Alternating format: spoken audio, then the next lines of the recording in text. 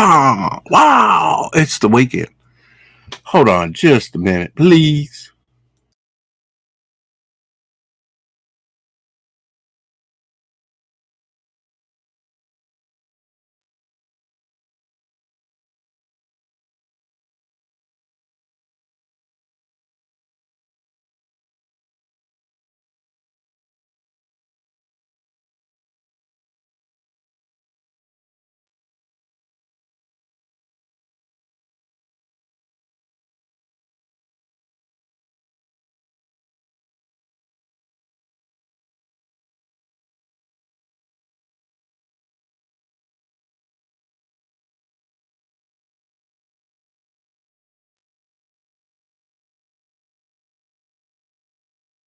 All right, now let's get going. Wow.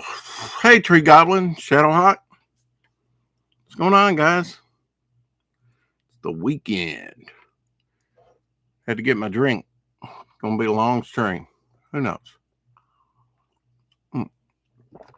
Throat might get dry. Yeah, first thing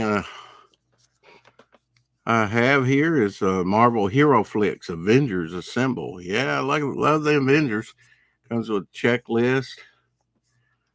They were celebrating their 5th anniversary at this time. Let's see.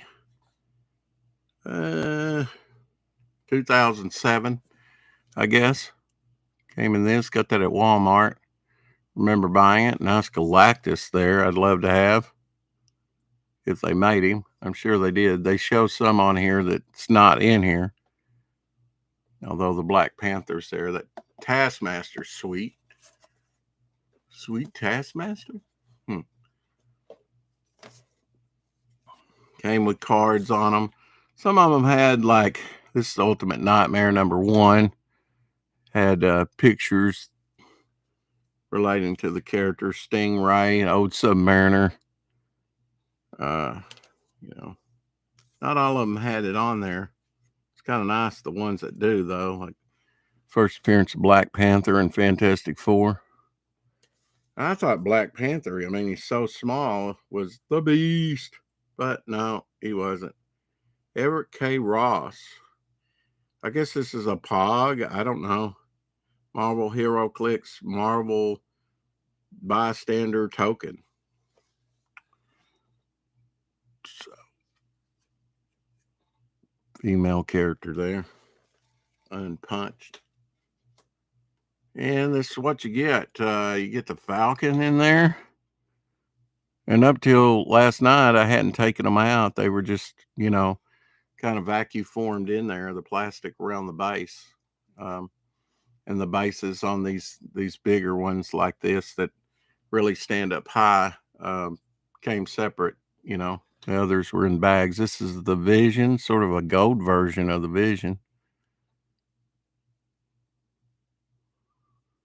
It's kind of neat. But you can see where I would think that this is the Beast. I mean, he looks... Almost need something white, huh? Yeah, I got cards.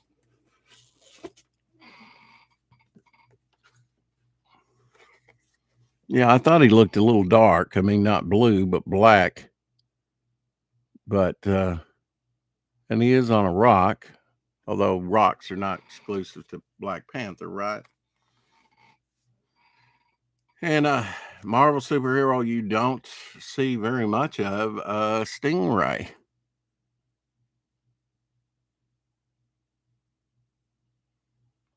His legs are black there. He's kind of got a split cape. Hey, Apex. And if I didn't say hi to everybody, I'm sorry. And I had a nice Captain America with a triangular shield and machine gun.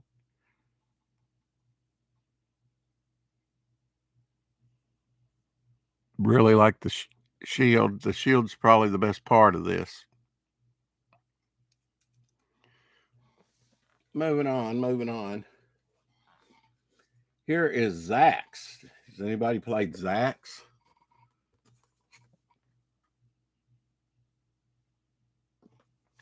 Just opens up. Hope everybody's having a good weekend. Talks about the creatures and whatnot. Oh, 2001. Don't know what you play it on. Doesn't really matter. I would just barely bought it for the box art and for the price and whatnot. Just to add to my collection. Just thought the graphics and everything on it were neat. That's the way I play games. Let's see.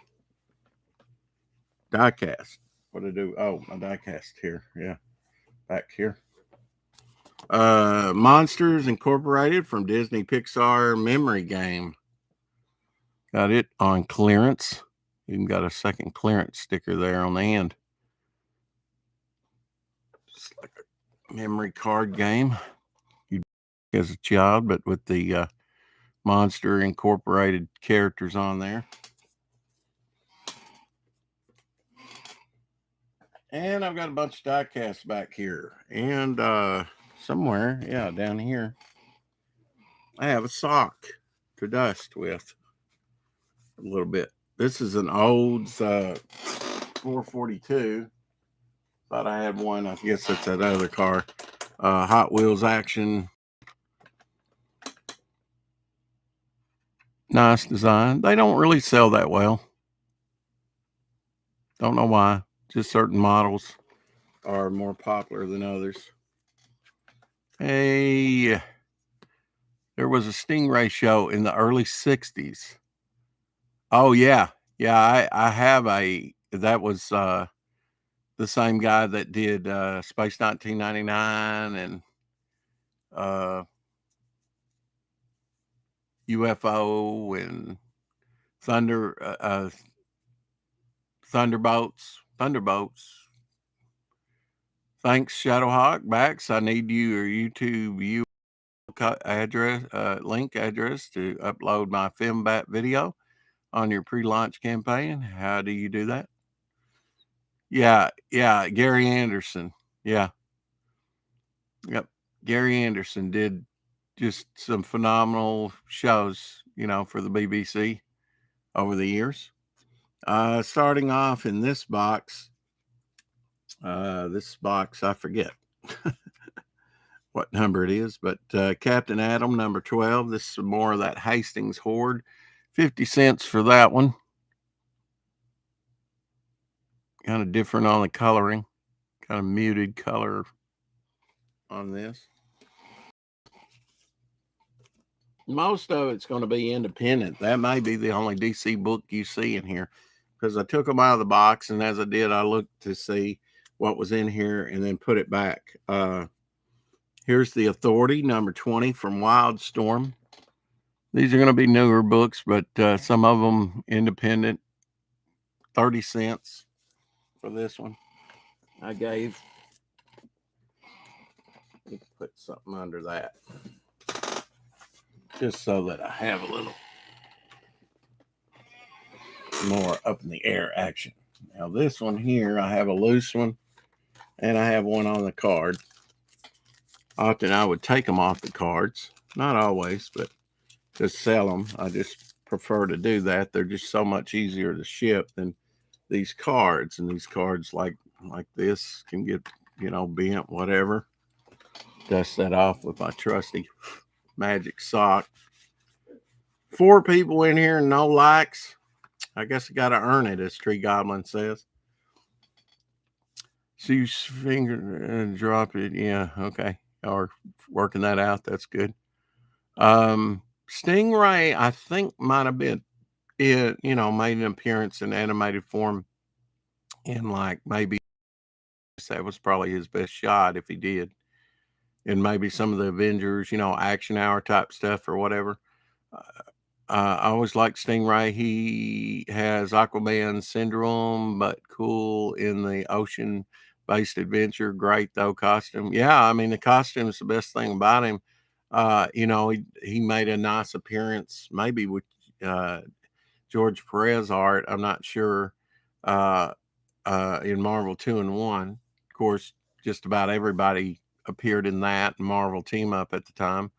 Submariner killed Stingray in the most current Invaders series. Well, that sucks. But you know, somebody will carry it on. I guess he had like shocking powers that came from his costume. This is a 2007 new models Chevy Camaro concept. There's the loose version. Get a better look at it. And the card. Bought a bunch of diecast back in 2007. Hey, Chucky Lee. It's been a while. Been a long while. Take them out of the bag. Put them back in the bag. On Vic King's, now he's already finished it. I don't know if he's finished it, but he's reached a stopping point and went on. I commissioned him to do Sea Demon in manga style. So that should be interesting to see one of my characters in manga style. Thought that might make a good change, you know, a pace for the trading card. And save that other Sea Demon for something else. This was pretty cool. These Dune Ups, Dune It Up. This 2009 new models. These are pretty cool. Came in different colors. A couple of different colors at least. I think I have the green here. Just dust that off a little bit.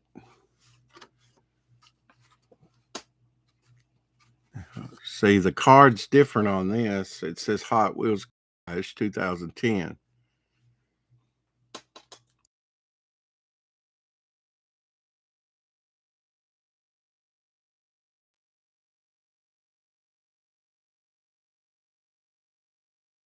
says Doing It Up on the side on that chrome. Kind of hard to read on that chrome. I think this is another one. It's there. Oh. Loose one. Loose one of those olds. It's pretty cool. It's a 1962 Ford Mustang concept car.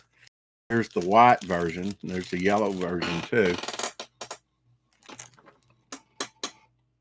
Concept cars might have been shown, but were never produced. You know, maybe produced one of them to show off at car shows, to show what their designers could do, but not always. Sometimes they didn't make it off the freaking Namor and his little winged feet. Yeah, but show him some respect, you know. Timely's first superhero character.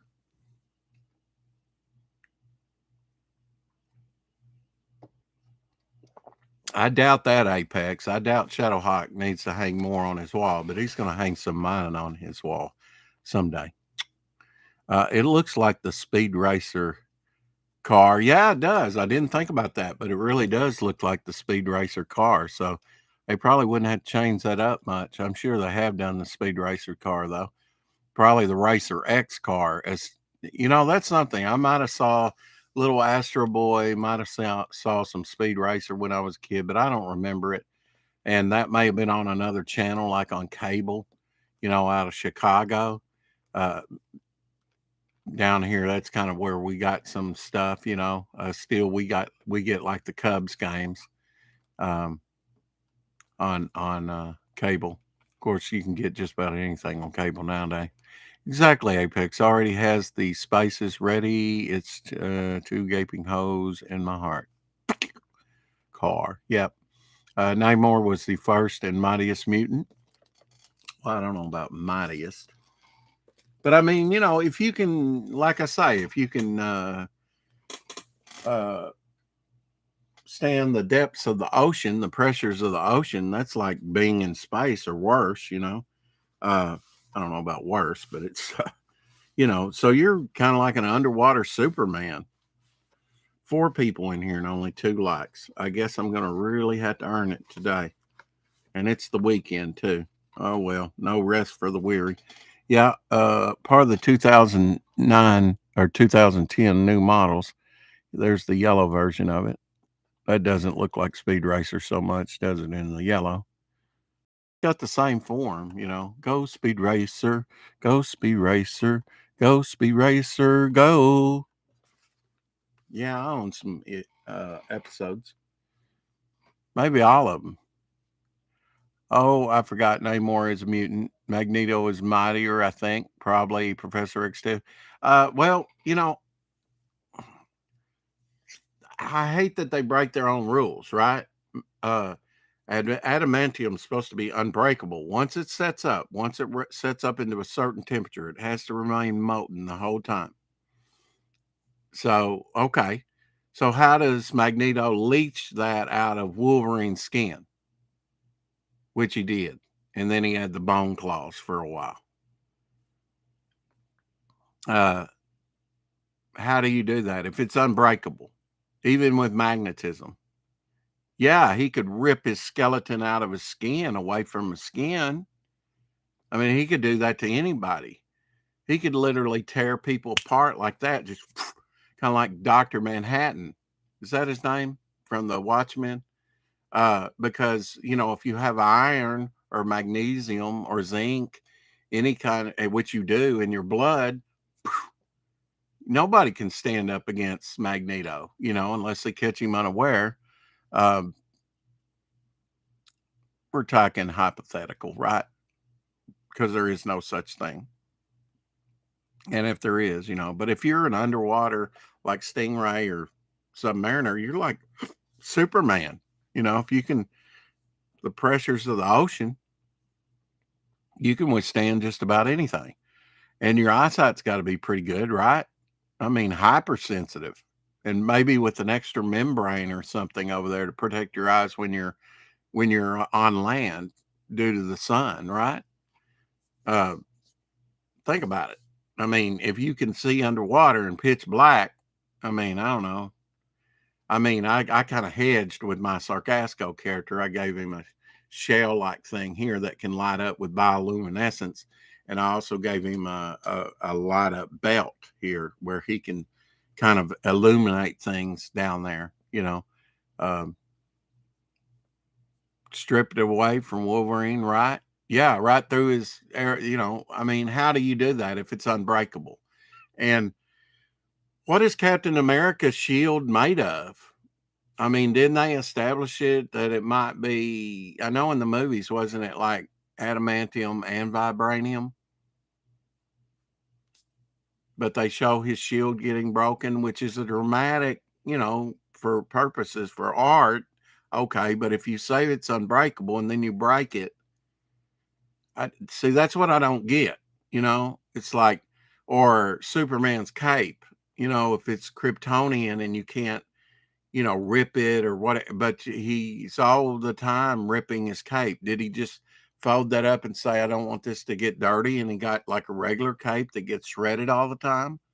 I mean, if you're going to establish something, either stick with it or abandon it, but write it in. Don't just do it. I'm that type. I want it to make sense. But and I understand there's so much lore, but really, like on a movie, you've got the Bible, which is a 3-ring binder with all the continuity things, and you've got a person that studies that stuff on set, and they're to stay on point on everything. And when the director or an actor say, something happens that breaks continuity, that's her job to say, you're breaking continuity here. This happened earlier. You can't do that now. Why is she in this shot? You killed her off 2 scenes early. I know that's an easy one, but here's authority number 25. That would be actually a pretty neat job.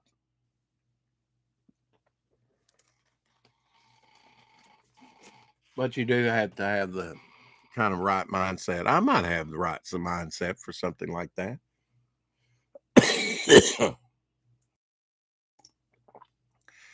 cough and then mute.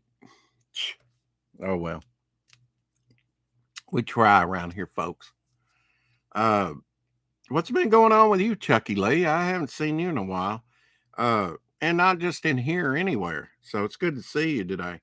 The Authority, number 24. And I know some people are more, this kind of looks like Brian Hitch artwork, but let's see. Here's the names.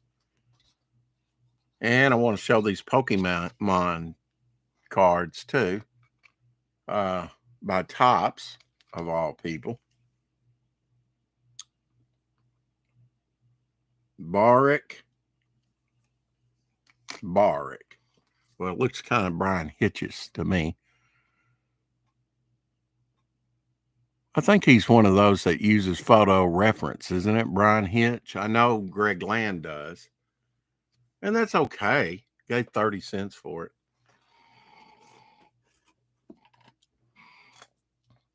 Wish I could get deals like this every day.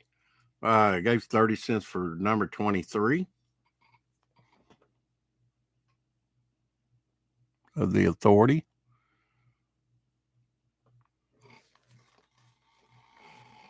One of these days I'll downsize, and if I want some material, I'll get the trade paperbacks.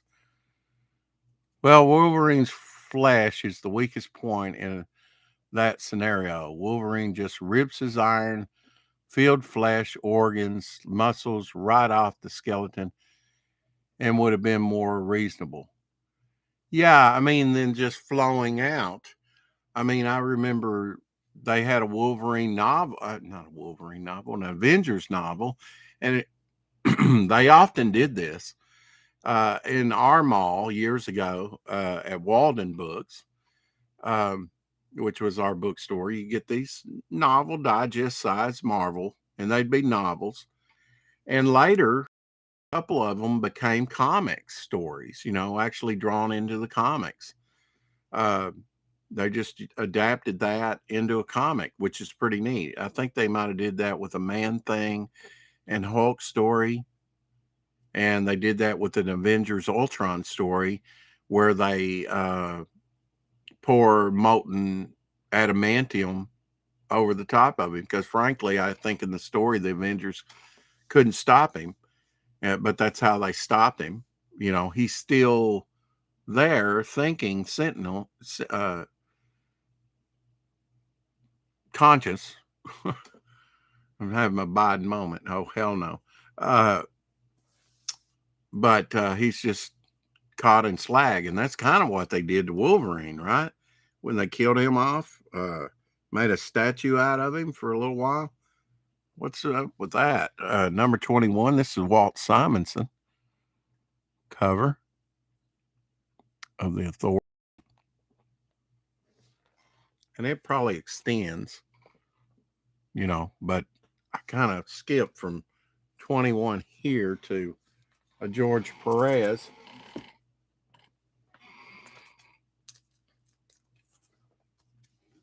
Okay, about 30 cents for all these. Number 18. This is George Perez. Excuse me.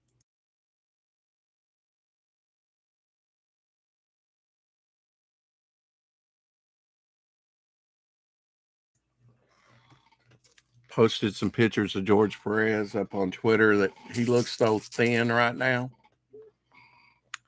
Not a lot of body mass. Of course, he wasn't a very tall man. He might have had a little bit of belly on him, but he wasn't ever really that portly. Days of Future Past, the Sentinel just fries Wolverine's flesh down to the skeleton. Yeah, with the heat beam, yeah. Classic John Byrne. Toward the end of their run. That was on the cover. And if you think about the, what was it, Maestro, the future Hulk, had his skeleton there in his trophy room or whatever, his adamantium skeleton. Apex, I'm going to Namor on this one. I don't think magnesium helps with lack Was Neil Adams' death unexpected? I mean, was it to the family or whatnot? I know it was out of the blue for me.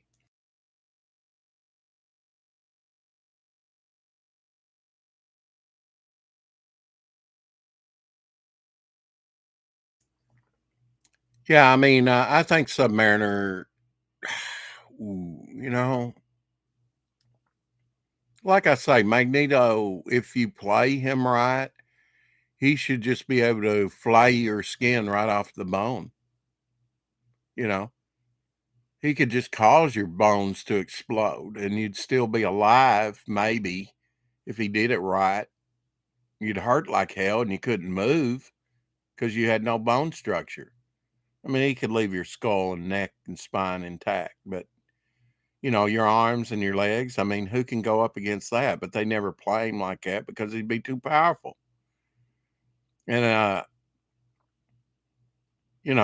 mean, Superman couldn't even go up against him, really. If you control magnetism, magnetism controls just about everything in the world, you know, without the magnetic poles and everything.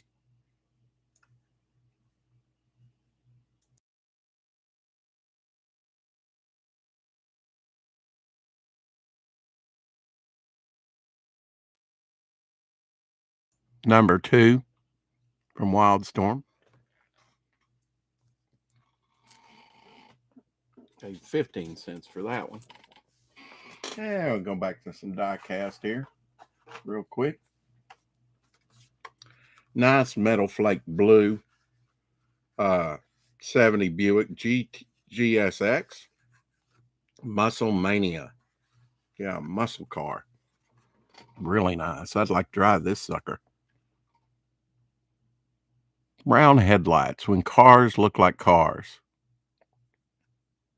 When they start wrapping them around, the headlights, they look like shuttlecrafts to me.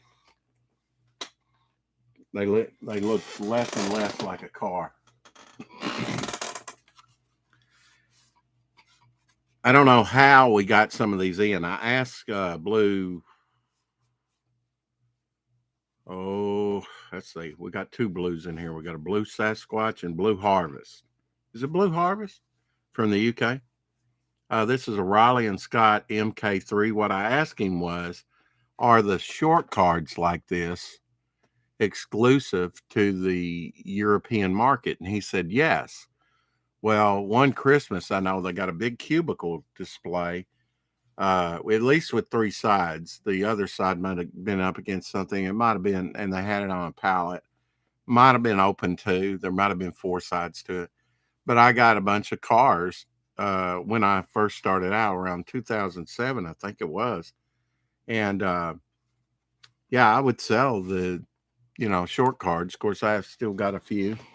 You can tell the difference, but I didn't know if just they made less of these in America or what. But I asked him recently if these were just made in Europe. And so I guess I was pretty fortunate to get some of them on the short card because they are a little bit more desirable, like the Perez are on the short card uh, from Walmart, because those were only out like 2 years. Submariner on land, is that a disadvantage? If he could grab Magneto, yeah, if he could even get close to him. I mean, go back to X-Men #1 where he puts up a magnetic shield and the X-Men are attacking him and he's just standing there going like this, you know. I mean, he's pretty powerful, right? I mean, I don't know how you get past a shield, a magnetic shield. Now, an EM blast maybe could disable him for a while, and then you could throttle him and crush his neck, maybe. I mean, even in what, the First Class or whatever, the movie where they go back in the missile crisis, he stops all those missiles. That's, and that's a young Magneto. And yeah, I mean, he should be able to do that unless there's just a slow growing and progression of his powers. Like Superman, he was jumping it's a wonder they didn't have him flying, you know, from the get-go instead of jumping. But it may not have occurred to him. I don't know. That would be interesting to find out.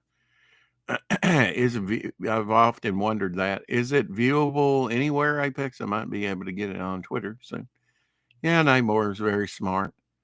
Well, he, I don't know how smart he is. I mean, did a splash page for Superman versus Magneto. Wow. Pencils only. I know I'm reading them in backwards, but hey.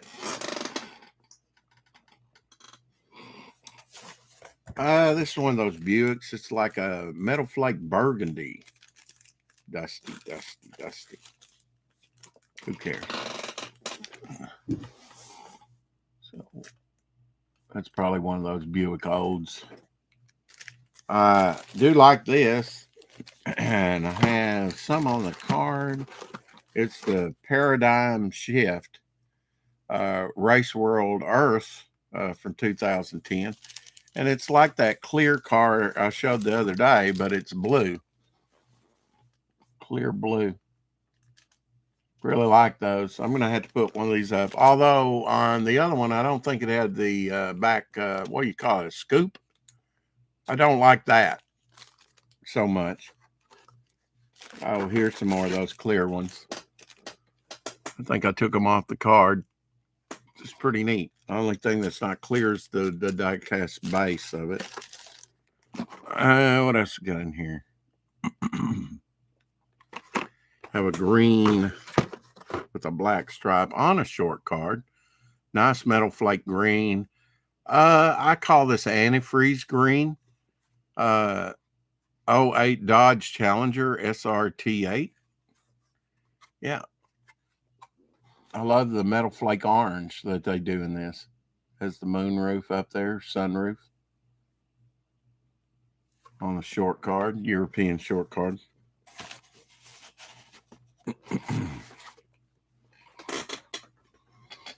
That's about it for that. I mean, as far as variety, that was in that. Glad to see those little short cards, though. Cards. I'd be interested to see. I didn't take those off, off the card. I don't think to ship with. Those are a lot easier than this long card. Why they don't make short cards over here, I don't know. It'd be a space saver. Yeah, I'd love to see that fight too. Hey, Dave. Dave's in the house. Well, we got 3 likes and 6 people. Oh, well, got to try harder. Cool. I'd like to see it. I'm still Instagram only. Yeah, he's talking about that drawing. Would love to see Namor or Magneto battle after Krakoa is destroyed. Yeah. Perhaps. Oh, let's go in the right order. This is number 8. This Skylander Giants. I said Pokemon cards, but from Topps. Skylander. I forget what I got these in, or if I got them in a pack or what. But here's number 18. Sort of horizontal card with the character.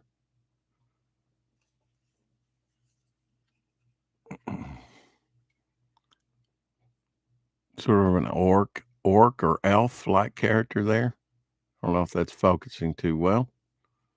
These are small cards. I like the Skylander stuff though. 106, little dragon.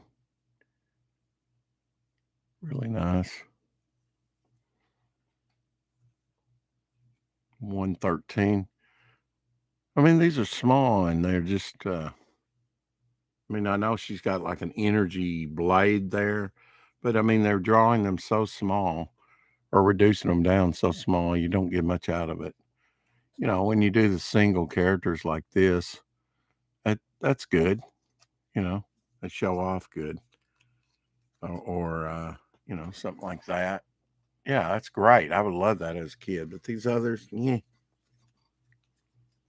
Not that great. All right, back to the Hastings Horde. Be a pig about it. Black Market, 1 of 4 from Boom Studios. 20 cents. I'll go through these quick.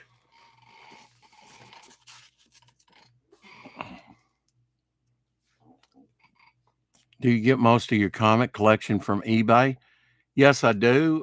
These here, though, I got at Hastings when Hastings was closing out. I thought everybody knew what Hastings was. But Doug Blaylock said, well, what's Hastings? But I don't think he's been much of a comic reader, which is kind of wild since he's doing his own Eye of Mud and Blood on Indiegogo. So, but he asked me what Hastings was after one of my shows. And I said it was the largest, and I didn't know this till they closed, but it was the largest comic retailer at the time when it went out. I did pick up a couple key issues that are newsstand that are like at past 2000. It's 1% of the print run. So, yeah, I've dealt with on eBay since about 2006, I guess. 2000, almost 20 years, 2005, something like that. Off and on. Never heard of them until you mentioned Hastings Rex. Okay. Really? Wow. Well, they were the largest. They were kind of like an all type collectible store, sort of trendy store. You know, they carried Funkos, they carried games, they carried a lot of those reaction figures, action figures, a little bit of comic book supplies. That's what I first bought, was the boards and the bags for comics, and then the paper, the Bristol paper for drawing comics. That was the first thing I got when they started marking stuff down and going out of business. I hit that first. And got 1,500 comics from them, and got got one DVD. I got some 3D things that I haven't shown you yet. I wish I'd had more money. I only got one of the 4 Ninja Turtles sort of 3D things. I'll show that maybe tomorrow. Got to have a big show tomorrow. I mean, it's our 100th show. I know I'm a little bit behind because of family problems and foot problems, but yeah, it'll be the 100th 4 o'clock shadow show. So might have to have a prize. I know I haven't gotten you guys your prizes yet, but that's why I kind of hate to do another prize thing. But hey, if you've won once, then I can send both together. Got to do something special for 100. And my money will be in soon from the campaign. I didn't know they were going to, I mean, it's still in demand. I didn't know that's how it worked. But the money from the campaign should be in sometime this week coming up. Of course, some of that's already promised out on paying artists. So it's gone before it gets here. Like I say, Vic was drawing me a $30 Sea Demon today, manga style. Tower Records was like a Hastings, opened in the early 70s and closed down in 2011. Yeah, but Tower Records weren't they just records, or were they kind of like an overall collectible store? Kind of like what Barnes and Noble, you know, because they don't just carry that. They have puzzles, they have books, they have Funkos, they have, you know, DVDs, CDs, records, vinyl. Just trying to think, because I haven't been to Barnes and Noble in years because ours was hit by a tornado and wiped out. We don't have a decent bookstore here. Might be a good opportunity for me to reopen. I'm too busy and don't have a partner. You need a partner in something like that. Somebody to work with, make it fun, and take some of the load off. Have you ever heard of A1? Oh, yeah, I've got some comics. The UK, They're popular. They're from my city, Sacramento. Oh, A1. Yeah, I think I know what you're. I was thinking of the UK books, but yeah, I believe I've got a few of A1. Apex, of course, has heard of A1 Comics. Shadowhawk says they might have been a more southern-based distributor. Yeah, they may have, kind of like Walmart. Here around Chicago, I never ran across Hastings. Um, started out as a record store and more. Yeah, I mean, look at Amazon. It started out as an online bookstore. Now look at it. One thing and another. Half-price books are here in California. Chucky says. Yeah, I didn't realize that they were the largest. I just kind of took it for granted. They've been in town for a while, but I picked up a couple of, some of the low distributed. I wish I'd bought more during that time. I could have gotten more barcoded comics during that time. Second and Charles, owned by Books A Million. Now, we did have a Books A Million, but it went out years and years and years ago, at least around here. Half price store. We had FYE here at a couple years, and it was okay, especially for old 70s and 80s videos, DVDs, etc. Yeah, I like picking up that old stuff. Here's from MU Press, probably a pretty low print run, 357 by Roz Gibson. Seen that book? Probably not. Paid 15 cents for it. That low print, independent stuff like that. That's what I like to see. And I imagine when Hastings went out that a lot of the books went to My High Comics, or they will circulate around in old stock or whatever. Everything seems to wind up at My High Comics. He's always buying comics. Dragonlance, Chronicles, Dragons of Spring Dawnings, Prestige Collector's Edition. Nice dragon cover. At least the red one stands out. The blue against the blue, not so much.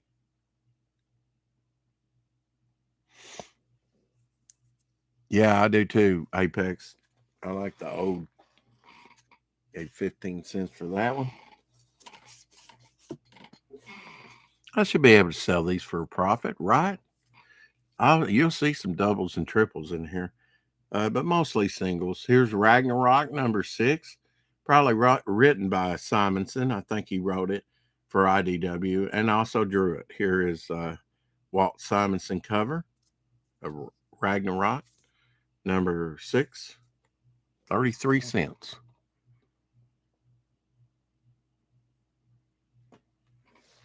IDW's come out with a bunch over the years, a bunch. But even before I was aware of them, they had published a lot. The Vault. Not even sure who Ken, featuring Ken Leslie. The Vault number 1. Drax Hall Jump Entertainment presents. Okay, Drax Hall Entertainment.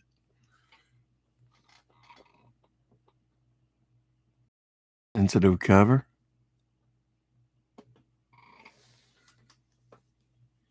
Nice production. The insides is as nice as the cover. But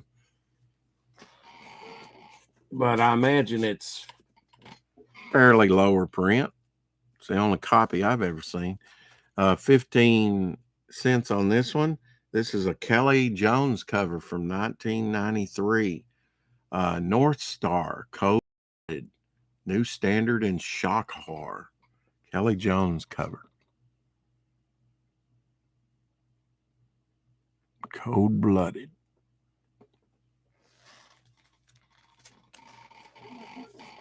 Apex, do you have a pad and pencil? Go, ooh, got to get that one. Ooh, that's a nice one. Is that what you do? Devil Flyer put some of those cheap indie comics with a few Marvels and DC books in a mystery box and sell them? Shadowhawk, free shipping. Yeah. Apex, are you going to love my eBay store coming soon? Oh, you are going to love. Yeah.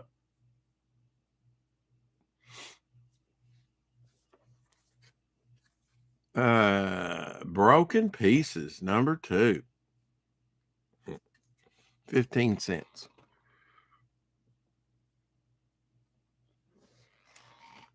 That's an interesting device having, and he has the flash off on one side there. You see the shadow and you also see what she's looking at because of the mirror there or the windshield. It's kind of interesting device. Often you just see the shadow and not the character. Had to open it up to see. 15 cents. Edge of Chaos. Highly recommend this. Highly recommend it. Let me just show you 1 through 3. There, I won't get them out of order. I know they go in backwards, but Edge of Chaos, origin issue, number 1. This is where I first encountered Gray Morrow. No. Unbeknownst to me, he kind of was like Alex Toth. He worked on the 1967 Spider-Man car. So I had encountered Gray Morrow, but never knew him by name. Had never encountered any of his art that I know of. Might have had some in my collection, but I didn't know Gray Morrow till I read this, and then I come to appreciate him. Great 3 issues. You need to get it if you don't have it. All about Hercules, Edge of Chaos from Pacific Comics. They really had Gray Morrow cover. They really had a Pacific Comics. Really had a great line of different titles, and this was one of them that ran for only 3 issues. I wanted more. It was good. He's welling into them there with his club, and then here he is. Had like a baboon-like friend, I think, or Neanderthal looking, and a woolly mammoth, bringing the house down.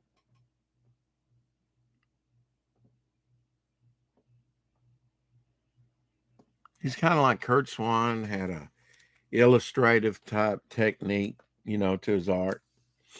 Number 3, and like on this cover, you saw titties in the book, and on this cover. Of course, it was for the direct market and wasn't just glaring at you. But yeah, he's tackling a centaur there. Pick this up. Read it. You might like it. That's my recommendation of the day. Edge of Chaos, 1 through 3 by Pacific Comics. You can get them. Paid 15 cents for this one.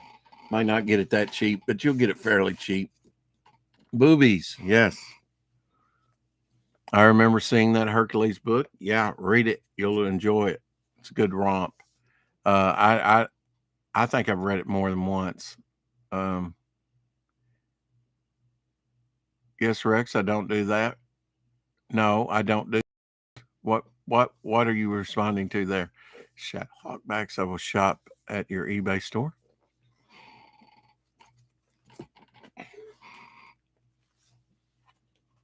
Edge of Chaos, though, by Pacific Comics. Great book. The X-Files, number 35. I never watched the X-Files. Maybe one episode. Maybe I'll go back and buy it on DVD and binge watch a season or 2. Got to leave a few for your retirement. You retire, just keep busy, Once you just say, I'm going to sit down and do nothing, that's not good. This is from Viz Comics, I think. Little manga. Anime? Manga? Probably manga. Avenger Robo? Okay. And he's squaring off this way. I imagine it might be, another cover kind of goes with it. I don't know. I'm always busy. Yep. I don't have to check off list of the books that I want. Oh, okay. Well, I'm just saying, these obscure ones that I bring up, and you go, oh, I might want to get that, because I can't remember all the titles, believe me.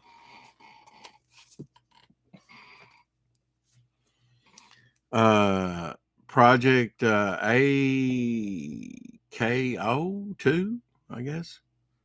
This is by CPM Comics, US Manga Comics, bi-monthly, 1 of 4. Stop staring and buy this comic. It's funny. All new 32-page swimsuit issue based on the hit animation video from US Manga Corp. Okay, that's enough information.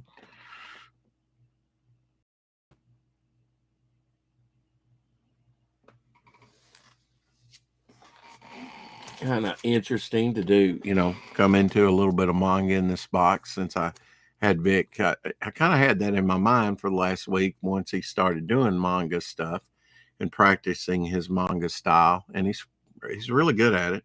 And I thought, yeah, if you don't get any takers today, as far as commissions, do a Sea Demon in manga style, and then maybe I'll get him to do a few more of my characters in manga style. This is issue 0 of Virgin Comics. I think this was like a promo book they had. Paid 49 cents for it. It might have featured different titles they had. I don't know.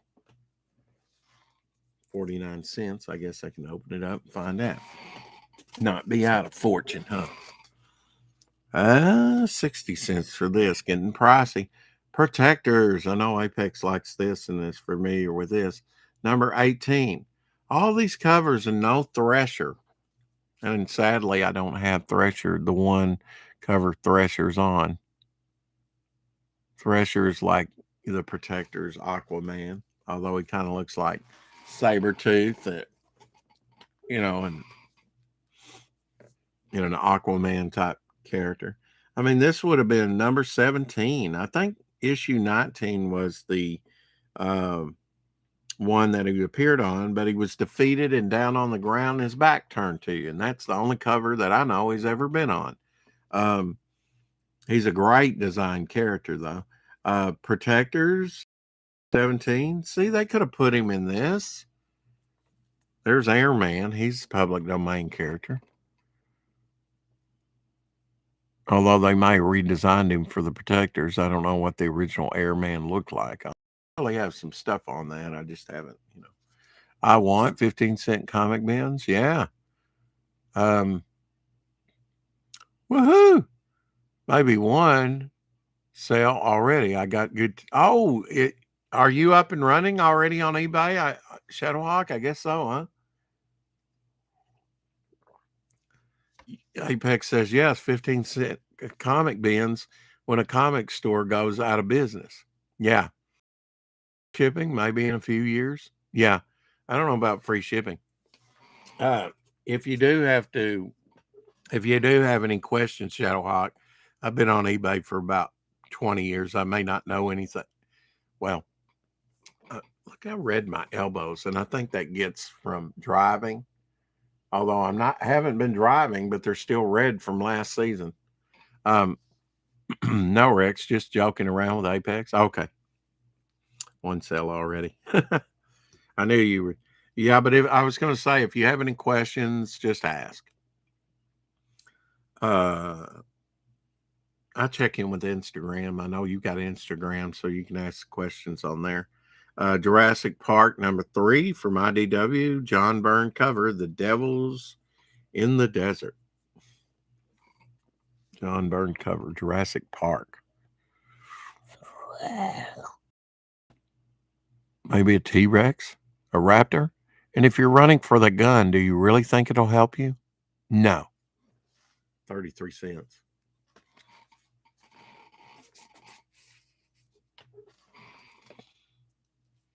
One I got a bunch of, Adam and Eve #3. This is from BAM Productions, creating a comic explosion. Yeah, a different take on the Adam and Eve story, sort of sci-fi, fantasy, kind of hand-colored, I think. They came out with several issues of it. Let's see, and I did like the style of it. It looked almost like a John Byrne wannabe style, you know.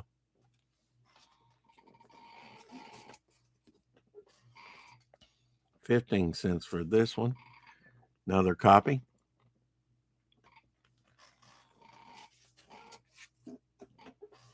Knowing that those print runs on those weren't, I picked up every one I could.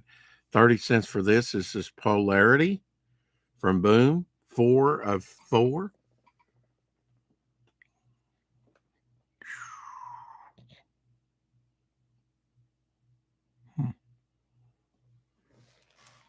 Interesting. Shadowhawk Back says, and yes, thank you, Rex. I'm probably going to have a few questions. I'll message you on Instagram, and I'm sure you can help anytime. Fish Police #14 from Kamiko. Another one that went out, I guess. Maybe survived the 80s into the 90s, but is gone now. Kamiko did Next Men and Fish Police and other titles. Gave 4 cents for that. Used to have some of the original Fish Police that came out. Sadly, they burned up. Glad to get a few. Don't think I ever had this issue, so glad to get it for 4 cents. Kamiko had some fun titles. Kabuki, Act 3, Issue 3, Caliber Comics. Black sensitive cover. It's got a few breakage of color, spine ticks, but still fairly high grade. 15 cents. For 15 cents, you could afford to get any of these graded, you know, or you know, the prices that I gave for those 1,500 comics, you could afford to get any of them graded. I mean, it's not like you paid a fortune, but it's not like you pay a fortune for any comic, even if it's an $8 comic. That's not a fortune, but you know what I mean. Apex says, I have an Apex Comics multi-mystery box on sale. 20 various comics plus a limited edition print and mystery gift for $40 and shipping and handling. PayPal me at Apex Graphics. The best thing about CG, everyone almost is willing to help each other succeed. It's an amazing thing. Hail CG. Amen. Bam. Lethal Strike. #2 from London Night. Got some London Night stuff. Here's one I got for 15 cents.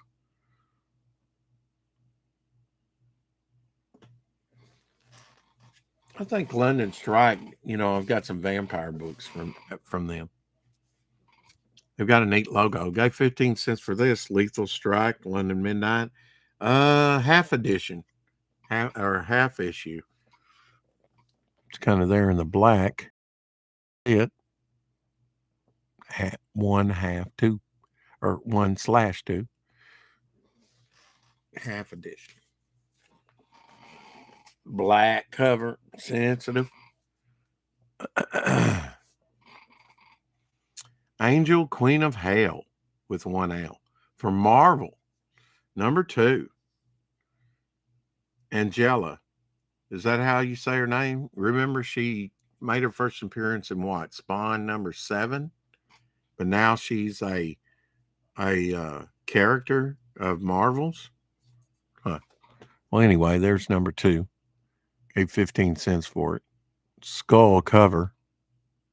Multi-skulls, yes.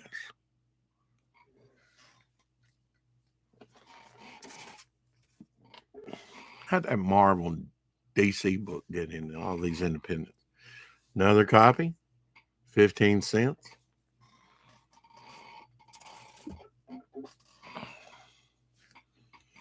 Missing Top Staple. I only gave 15 cents for it, though. And Jealous. Number 6 of 6. So this would be the climax. Top cow. Missing top staple. Oh, well.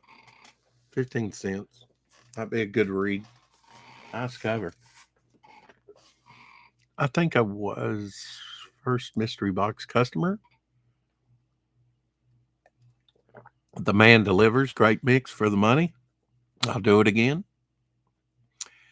Oh, Pops, you missed your spot in CromCon, Rex. What's up? I thought I had a spot in CromCon. I wasn't sure. My bad, Pops. I'm sorry. I know I was focused on tomorrow's show. I won't miss that. Apex Comics says, thanks, Shadowhawk Backs. I enjoy putting those boxes together. Yeah, I bet that's a lot of fun.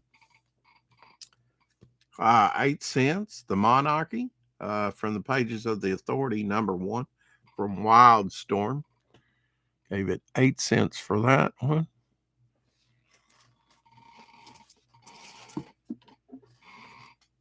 I really did have a No Worries come out later tonight. I'll send you a link. Okay. I can do that. And Apex, I'll be co-hosting with Apex Comics at midnight. And we're going to have Anthony from Dark Gift Comics on tonight. Here's Suburbia or Suprema.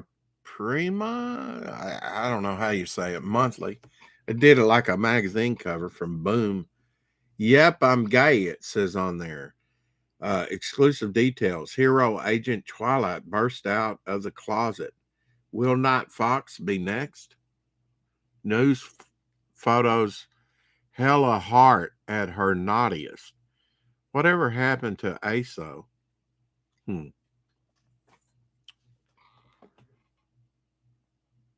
Yep, I'm gay.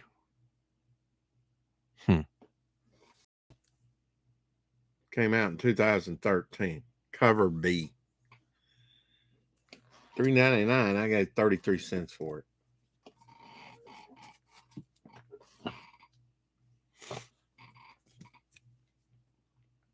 Burning Fields.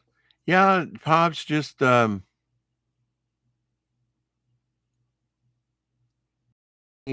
shout out on Twitter and the link, and I'll be there. Gay Comics Group. 4 of 8 of Burning Fields. This Boom Studios was celebrating their 10 years when this came out. Had some interesting designed covers.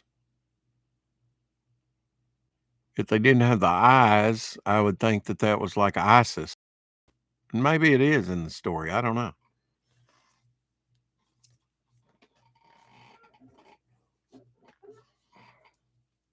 Somehow I don't think so. Burning Fields, number 3 of 8. The eyes have it.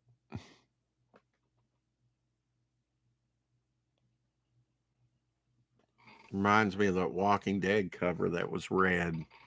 The Negan cover that came out.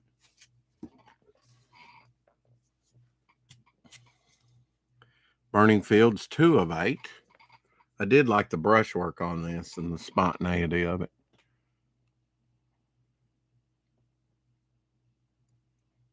Kind of nice.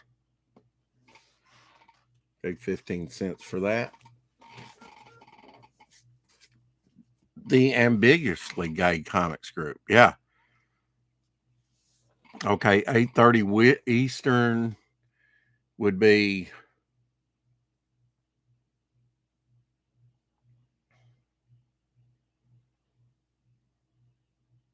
8:30 Eastern would be 7:30 for me, right? Central. Had to figure that up. 7:30. Okay. I'll look for the link. Sigil. Chuck Dixon wrote this one. 33. Sigil, number 33. CrossGen had some nice production values. And as I said, I heard that the boss was paying them, a big amount, per page rate. And he said, within 3 years, if I don't clear $1 million, we're going to shut everything down. That's what I heard happened.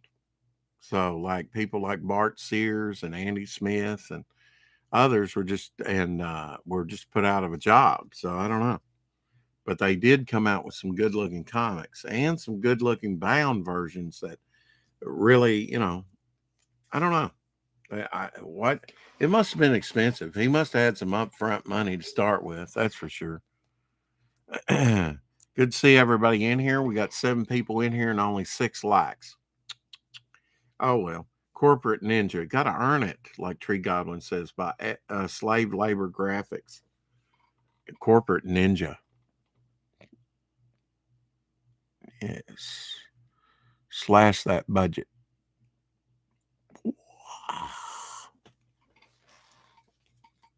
Okay, 15 cents for that bad boy. 20 cents for this one. Nautilus, number 6, from Shahanda Fantasy Arts. Okay. Mature readers. Last issue. So I wonder if it was lower print. Nautilus, number 6 of 6. Sort of manga style.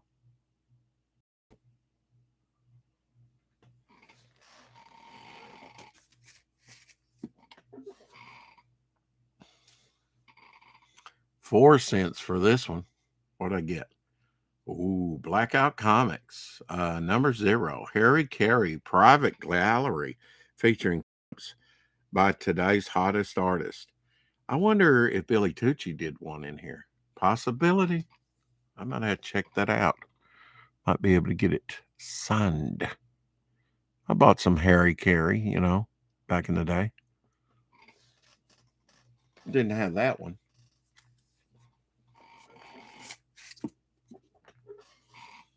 Bought some She back in the day. Got this one for 15 cents. This was put out by Billy Tucci's Crusade Comics. Tomei, number. Think that'd be a good one to get signed by him from back in 1995. I think he started out about 5, didn't he? So these are probably some of his first comics. 15 cents. Yeah, 15 cents. Billy, will you sign my comics for me? Wonder if he would. Now we got 8 people in here and 6 likes. 15 cents. Tomei, number 0 from Crusade Comics from 1996. Tomei. She interested me. Some of like She and Tomei and Harry Carey. Those Oriental women looking characters. 15 cents for this. She, number 8. Billy Tucci cover. Yeah. Think that's worth anything? They just reprinted it in the omnibus. Number 8. 15 cents. Deal. He shoots, he scores. Oh, we lost a person. Oh, well. I have that Tomei book. Cool. Harry Carey is good. You've read it? Good. Hell, the Ninja Commander? Yes. Corporate Ninja. Shadowhawk Back says, got another fulfilled campaign today when I got home. Oh, cool. I checked and got nothing. Thank you, Samara, Jan, Mystical Beasties, SOS. Looks great. Fire. Something to read to your bourbon. Mirage Studios. Remember a little thing called Gobbledygook or Ninja Turtles? Presents Gizmo. Remember Gizmo? This is number 2. 15 cents. Looks like they're going to bust out into disco. I guess he could swirl around on the ground, do some breakdancing. Remember breakdancing? Have you seen Sean's book, Type 1? Yes, I signed up for it today. That full cover is gorgeous. I think they've got a type 1 sign up, mail up right now. I don't know about the older one you're talking about. Hey, Leland's baby. Apex Comics, cool. I received cryptidnals 2 weeks ago and finally opened it last night on my Neil Adams stream. Yeah, that's cool. Hey, Lorenzo. Sorry, different campaigns, but damn. Yeah, good stuff. Sup, Lorenzo and Alpha King of Chad, CG, Chad, or Chat, CG. What did you mean? Does it really matter? The returning. This looks like a returning number 2 of 4 Boom Studios. Seems like they did a lot of miniseries, like 2 of 4, or looks like almost like a horror poster or something. I want to get it up close so you can see these graphics are actually faces and stuff. They look pressed though, or distorted. Maybe that's part of the mind control. 33 cents for that one. Nice colors. Oh, we got 7 people in here and 8 likes. I guess we're doing good. Samarie, if you haven't hit the like button, please hit the like button. If you hadn't subscribed, please subscribe. Number 4 from Continuity Comics. Of course, I didn't find out till yesterday that Dick Garagano ran that or worked with Neil Adams on that. I just thought it was a Neil Adams thing. But apparently Dick Garagano worked on that. The top of this is embossed, these gargoyles up here. Rise of Magic, Samarie, number 4. Embossed. Little gargoyles. So that was interesting to find out that Dick Garagano did Continuity Comics with Neil Adams. Of course, Neil Adams passed away day before yesterday at 80. I just came from Vic's Emancipation stream, very entertaining. Emasculation stream. I'm sorry. I have some Samarie books. Shadowhawk says, I think it was like Joe's DM campaign. You had to order direct by Joe Sontag, or yeah, I think so. Yeah, like their Ashkins. Mm-hmm. Probably so. And that's one way to do it. I mean, another to get it out there, even to a larger group, is just to get an eBay store. Don't try Shadowhawk. My advice, the biggest advice I could give to you about that is get a store for about $60 a month, and now they give you so many free ones. That started about the pandemic, and they haven't ended it. I think you get like 500 auctions free. You get like 1,000 listings free. I think that's right. Yeah, because we go over 1,000 in between what I and Elsie. Do yourself a favor if you can afford about 60, and I know you can. Just get yourself a store. But I think first you're going to have to like maybe buy some things like, and get like 10 feedback before they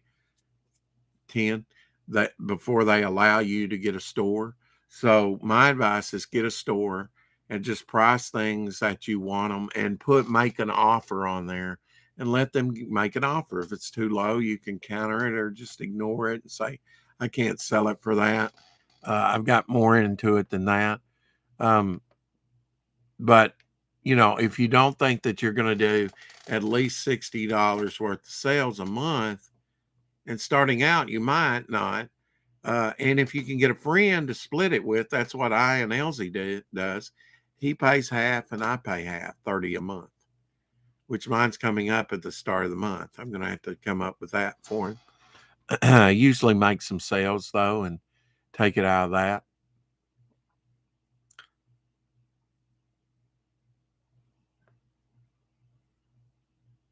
I love Vic and I want to buy more from him, but he is very slow, the post office, and I'm not being a dick. Everyone knows you are going to wait a bit for Vic. I didn't know that. I've just never had him ship anything. I said, just wait and pile up some stuff and then I'll send it to me all at one time. So maybe I need to tell him now and I'll get it in September, huh? Did I just say that? Maybe I did. I'm sure Shadowhawk Backs has a bunch of collectibles to sell. Yeah. I don't really have that much to sell. Maybe wait. Say what? Uh,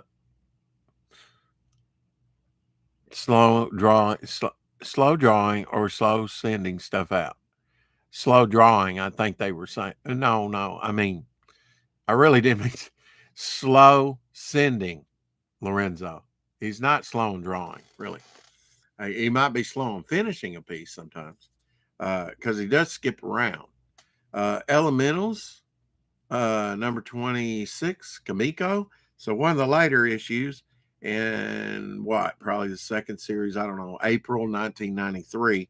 Black cover, sensitive cover. They were celebrating 10 years, Kamiko, at this time.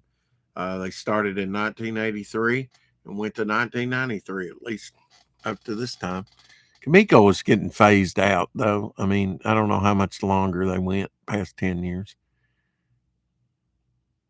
It's not really that exciting a cover, but it is black sensitive and it is later, probably lower print, I doubt. Now, the first Elementals was a good read, 15 cents. I'll take it. Slow sending stuff out. Okay. No, he draws at a very nice pace. I think he just doesn't like to learn the house.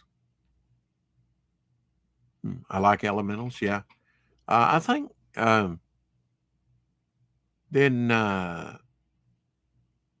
maybe I'm thinking of I was thinking Michael Golden cover, and that might have been for like JC or something comics that did Justice Machine. He might have did a cover for one of their annuals, but it might have had Elementals in there. Seems like maybe he might have did something like that. Leave, not learn. Okay. Very nice place. I think he just does not leave the house. Yeah, that's true. Very rarely.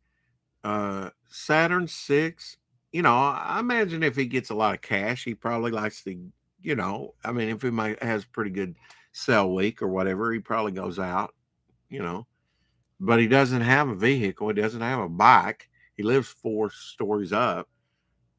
I don't go out that much. Satan 6, Hell Spawn, number 2 of 3, Bar Fight, a Jack Kirby comic. It's interesting on the beer here. It's got Kirby label on the neck of it. Satan 6, yeah. Jack Kirby came up with them. See the bottle? It says Kirby on it. On that little yellow label on the neck. Pretty cool. I had like a character called Kirby, an homage of Kirby. He was kind of like a kind of a Lobo type character. But I don't know if the estate would like that, just having a character named Kirby. I guess I could do it. Justice Machine Annual number 1, Michael Golden cover. That's what I thought. First appearance of Elementals. Oh, was it? Maybe that's why it stuck out in my mind. Lorenzo, I can't say I blame him if he doesn't have good transportation. Yeah, and there's not much, as far as eateries around him. He says that there's not much around him. That's likely why Vic is slow about making plans to meet up with Saggy. And that's probably a reason why he's slow to go to the post office. He's got transportation. Let me get the words out. Who knows what he's got to go through to go to the post office, how far away it is. Jack Kirby, inked by Jim Lee. Yeah. Some of the last work he did before he passed away. Phantom Force #0 from Genesis West.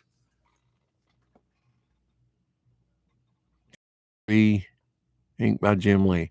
So Rob Liefeld got to ink him, and Jim Lee here got to ink Kirby, and Todd McFarlane. A lot of those Image guys, they got to ink Kirby at least once before he died. What a thrill that must have been for them. No, a lot of cities are hard to drive in, even if one had a car. And I wouldn't, like in New York, like in Manhattan, you could forget it. I would not even, if I had a time, I wouldn't want to drive in Manhattan. No way. There's some crazy drivers in Manhattan. Shadowhawk Back says, sorry, my daughter was chatting at me. Did you say Vic's got no car? Yes, no car. And he lives on the fourth floor. I think it's the fourth floor where he's at. And how do we save this guy? Maybe we can have an intervention stream. It's a thought. Vic King needs to crowdfund some comics so he can buy a car. I don't think he would buy a car even if he, could, if he wanted to. I mean, he says parking is a nightmare. I mean, finding anywhere to park. And he said the other day when the street sweepers come by, they have to park up the people that have houses that have a little bit of yard. They have to park the car in the yard for a few days. They have times that you can't even park on the street there. So I don't think you're barking. And I asked him about a bicycle or even like a fold up moped type thing. No, he's just going to have to take public transportation. Transportation. I think that what he uses usually is he gets a friend to drive him, and who wants to do that all the time? I feel really bad about razzing him now. Well, don't feel too bad. Just take another drink, get over it. Chicago would be horrible too with traffic jams. Yeah, I've been up to Chicago. I would feel better driving in, although today, I don't know, back, 30 years ago, it really wasn't that bad. Maybe he could get a hot air balloon and put it on the apartment roof. I don't know. Is Vic here in Chicago? Shit. No, he's in Boston. It's in his accent. Diaz brothers put the guy to work. He can make a go kart. Make a go kart. Oh yeah, make a go kart. Yeah, I love go kart racing. Oh, another copy for 15 cents. Jack Kirby, inked by Jim Lee. That must have been a thrill to be able to, as a comic artist. DV8. Not, yeah, American tearing into them, man. Killing them Nazis. Wild Times, Wild Storm, #1. Black. Wonderful, wonderful book to get if it's in good shape. Black, sensitive cover. It's so sensitive. I try my best. You're the worst.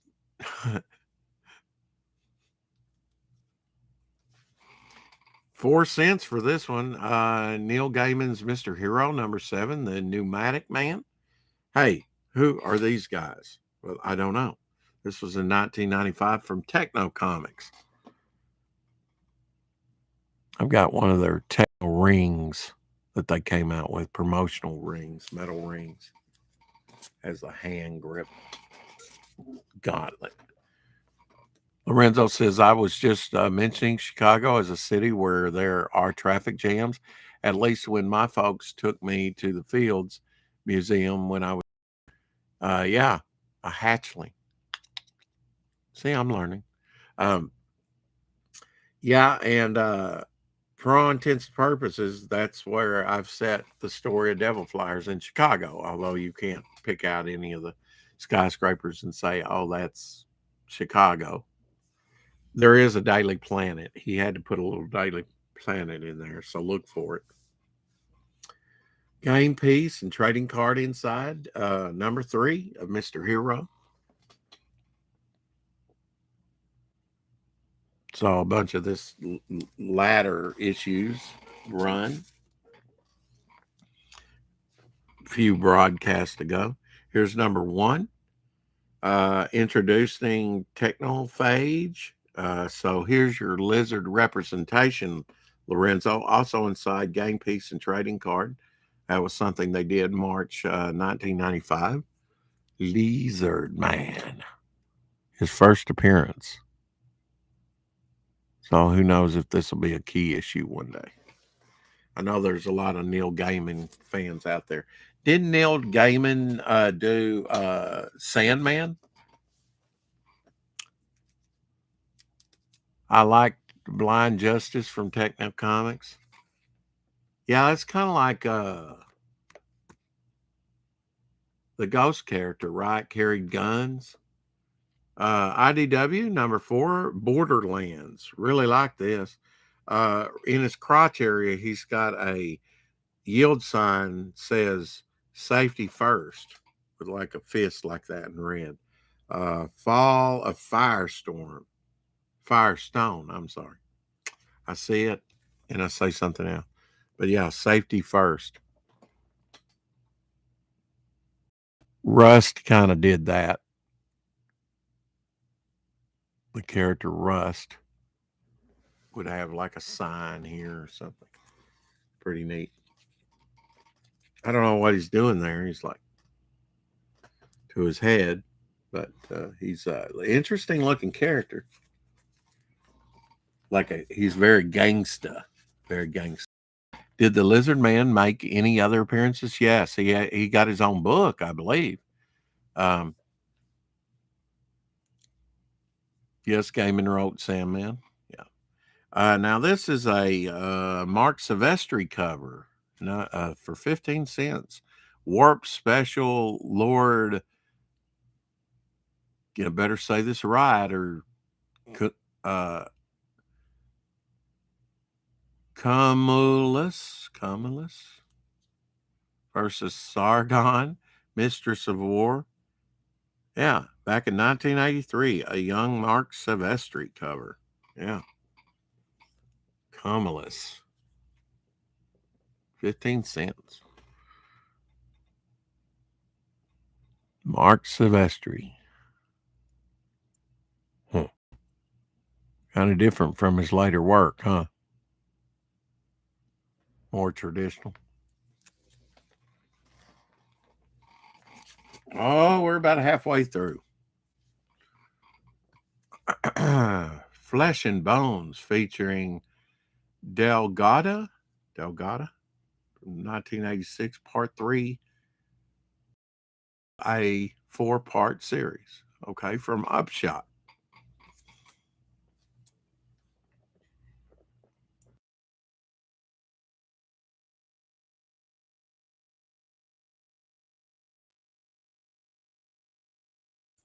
With this character, Delgado, I think he appeared elsewhere besides Upshot too.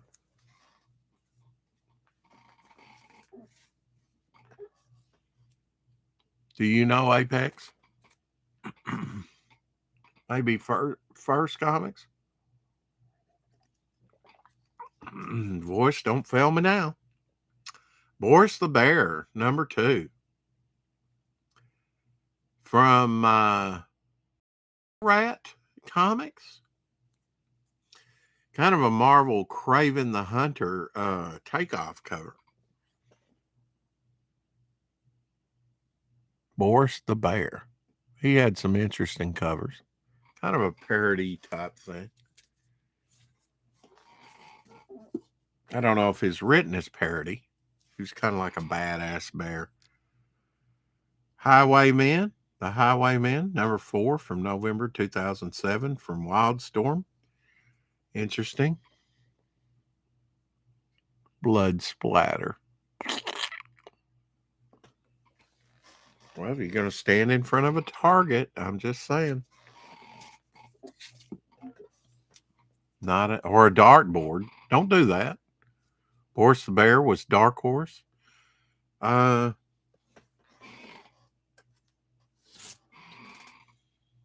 not in this one. It was Nico Stat. Now, Nico, Nicotat Comics. Not on number 22. Probably was Dark Horse. Cyberpunk, book 2. Book 2 with a 1. Innovation. I don't know. Confusing. Painted cover. It's kind of got a mohawk. Interesting logo. 15 cents. Scaramouche. Hitler cover, Hitler skeleton. So apparently he wasn't burnt to ash. From Innovation. Hitler right here. He's kind of doing the salute, but he ain't got his whole arm.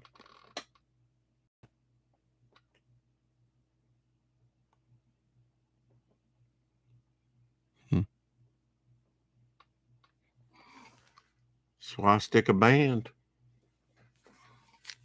15 cents. Nazi cover. That's what that means, right?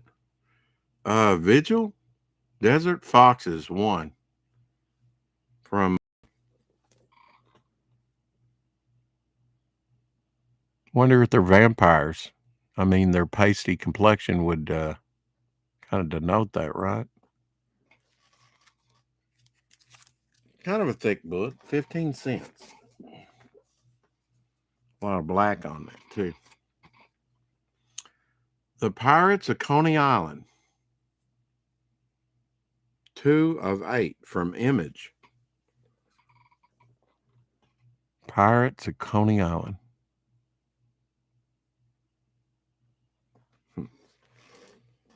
Image over the years has really come out with a lot of stuff, haven't they?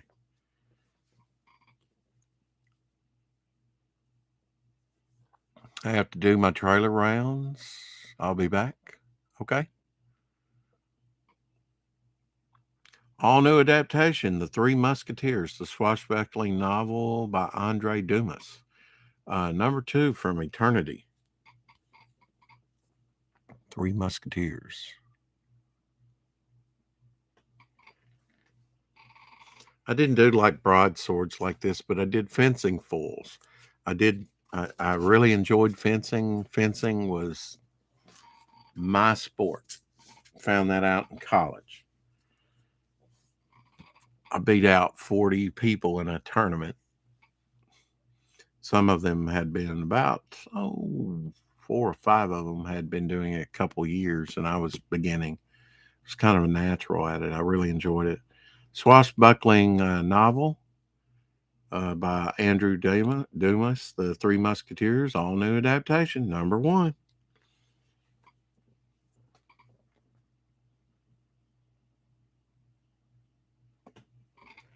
So I have an issue 2 and 1, and I imagine there was at least a 3rd issue.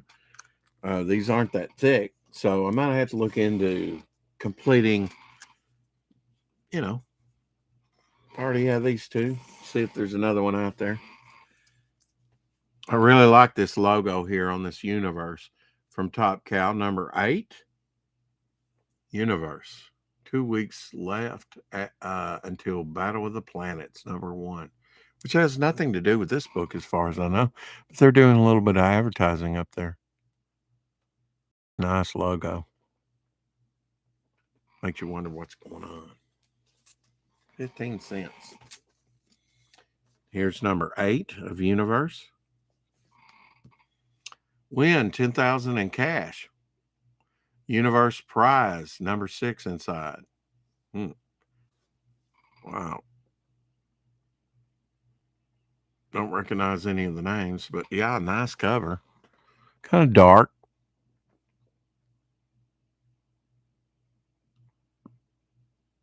Skull-like face. That's what I mean by modern coloring. It's nice. It's really nice. And it may use lighting effects, I don't know if this is so much on that, but maybe a little on that fire there, but everything just so dark. The first thing that I got colored by accident really was so dark. My company logo was darked out. He's either going to fix it or I'm just going to write that off and not use him at all. Dagger Comics, Team Anarchy, number 4. Black cover. So very condition sensitive. Needs a pressing. You can probably see, I don't know if that's on the, yeah, I mean, it needs a pressing. But other than that, I mean, 15 cents. This would be awesome to get graded. Now, whether anybody would ever want it, but it would be hard. I mean, I'm talking about books that are hard to find in high grade. You might get the highest grade ever. You might not. Another copy. 30 cents. I got 2 good books. Black books. Like those black books. We saw one from this company the other day. Blackout Comics. Extremes of Violet, number 1. Jake drew it, whoever Jake is. Bullet hole cover. Look at those bullet holes, man. Huge. Yeah, look at the bullet holes. Yeah, that's what Rex is wanting you to look at. Sure it is. Sorry about that, guys. Is anyone else having occasional problems with YouTube buffering?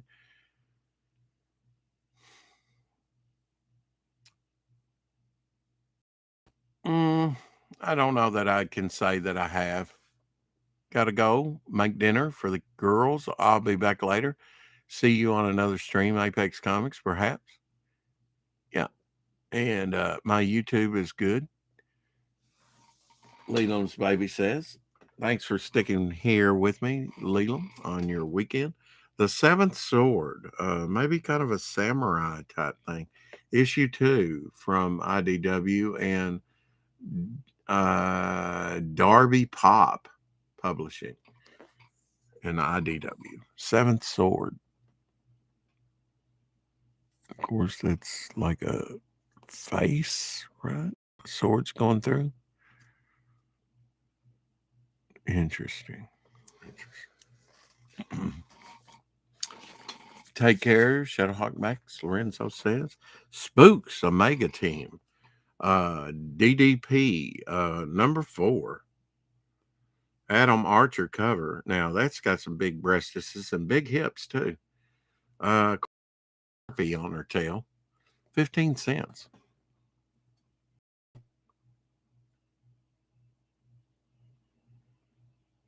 I need to have Vic draw me a harpy resembling my ex-wife and me right here and her about to pounce just like that. Nah, I've had it happen in real life. Why relive bad memories? Another black cover, wonderfully black cover, condition sensitive. North Star Publishing again.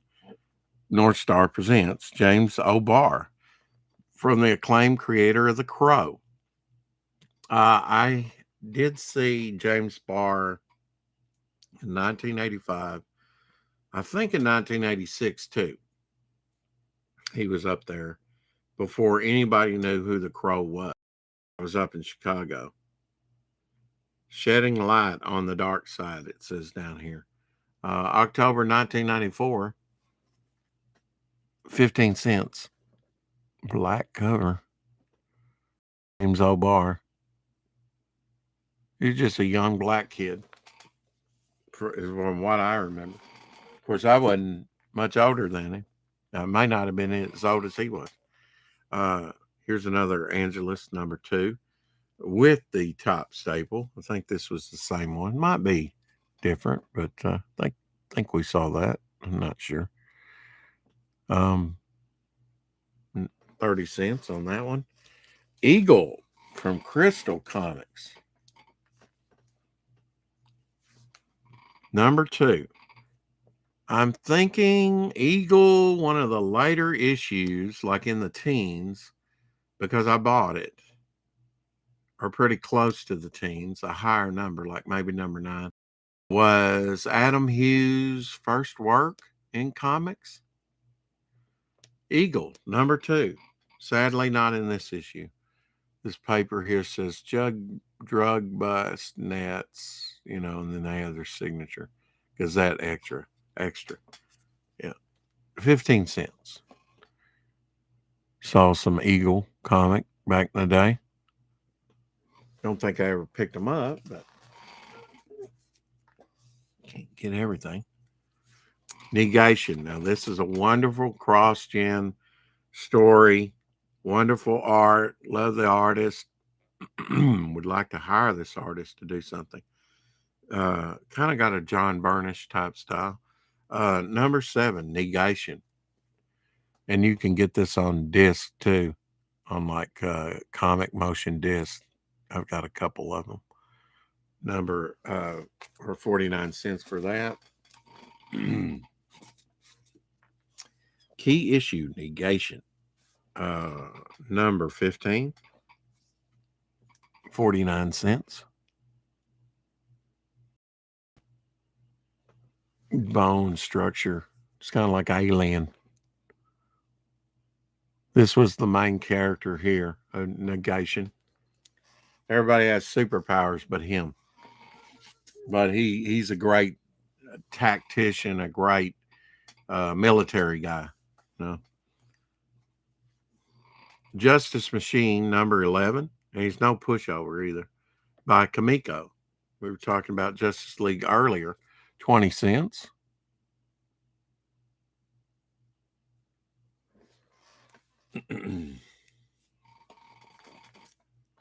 RoboCop, To Live and Die in Detroit, not LA. Boom Studios, #1, 45 cents. RoboCop. You have 45 seconds to comply. 20 seconds.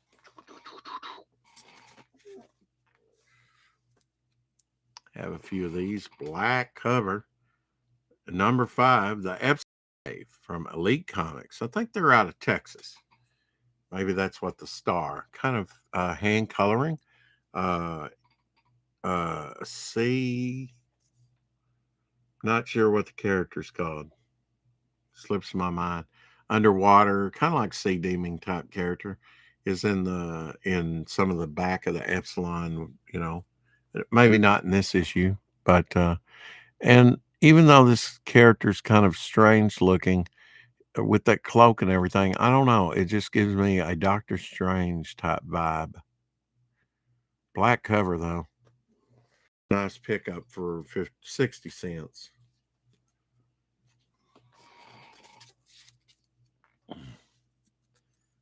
The Tree of a Real Life Romance. True story. Swear to God. By Tom Beland. This is from Clib's Boy Comics. Okay. #17. Black there, but it's localized.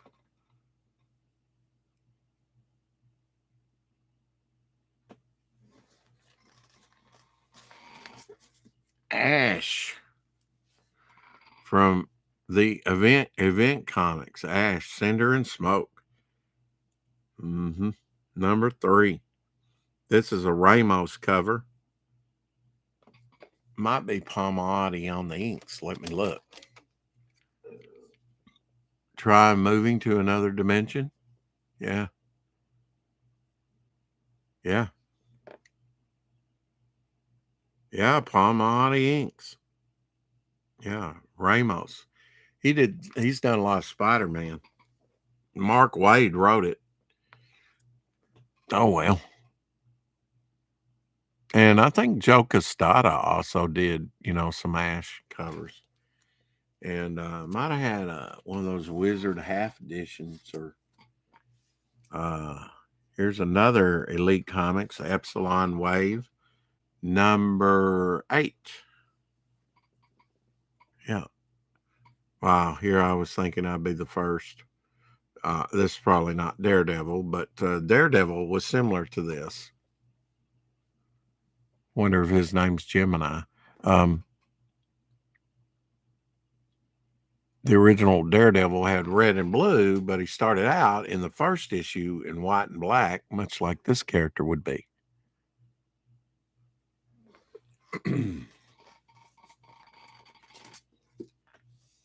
The Authority by Wildstorm. North 40 preview inside in this issue. This is number 11 from August 9. Also, Deathblow, Chapter 2. 20 cents. What pod people. Invasion of the Body Snatchers. Oh, yeah. RoboCop from Boom Studios. Black cover. Oh, pretty nice shape. One of those puppeteer. Love the motif. Always do. This is from 2014. 50 cents. RoboCop versus the Puppet Master. Look at the black. I could just take this thing and bend it real hard right now and show you what breakage color would be, but wouldn't sleep tonight, so just put it right back in there. Another Black Market from Bloom Studios, number 2 of 4. 20 cents. Yeah, when you get away from it, you see that it's the hand, the cuff, and the scalpel there. You see the things that are within that space. This has a hero, not heroes. What is it? Oh, what was the title? So many titles. Powers has a Powers look. Yeah, Jason Bascom would like this one. The Maximized. Yeah, eating too much, dude. Sam Keith, number 11 from IDW. 25 cents. I like some of the collage covers they did and some of the way that he created the Max image. And just how I like this, he went over the top. I mean, he just made a few swirling things and then filled it in and did a very quick cover. It's got energy, it's got speed to it. The most he spent on it is maybe on the logo, which is probably, just stylized for this one issue and this one issue alone to go with the image. Interesting. Even the simplest of covers, there's some thought that goes into it. Gravel. Now, these may be in, this was by Warren Ellis. Gravel Combat Magician. Number 4 from Avatar. Now, Avatar has some very low print runs, at least on some of their variant covers. I have some that are like 750, 1,000, very low print runs. I don't know if that denotes the print run, the total print run, or the cover. I imagine the cover, but if it is the print run, then very rare indeed. Black down here and black up here, a lot of black. 8 cents. Gravel.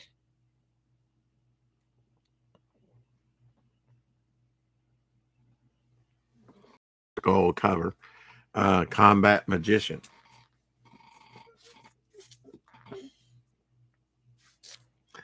Another copy. 33 cents for that one. Gravel, Combat Magician by Warren Ellis. Number 3 from Avatar.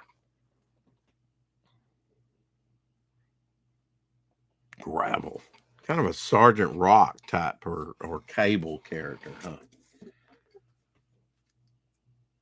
Do you know any do you own any Neil Adams? I think I've got some Neil Adams coming up.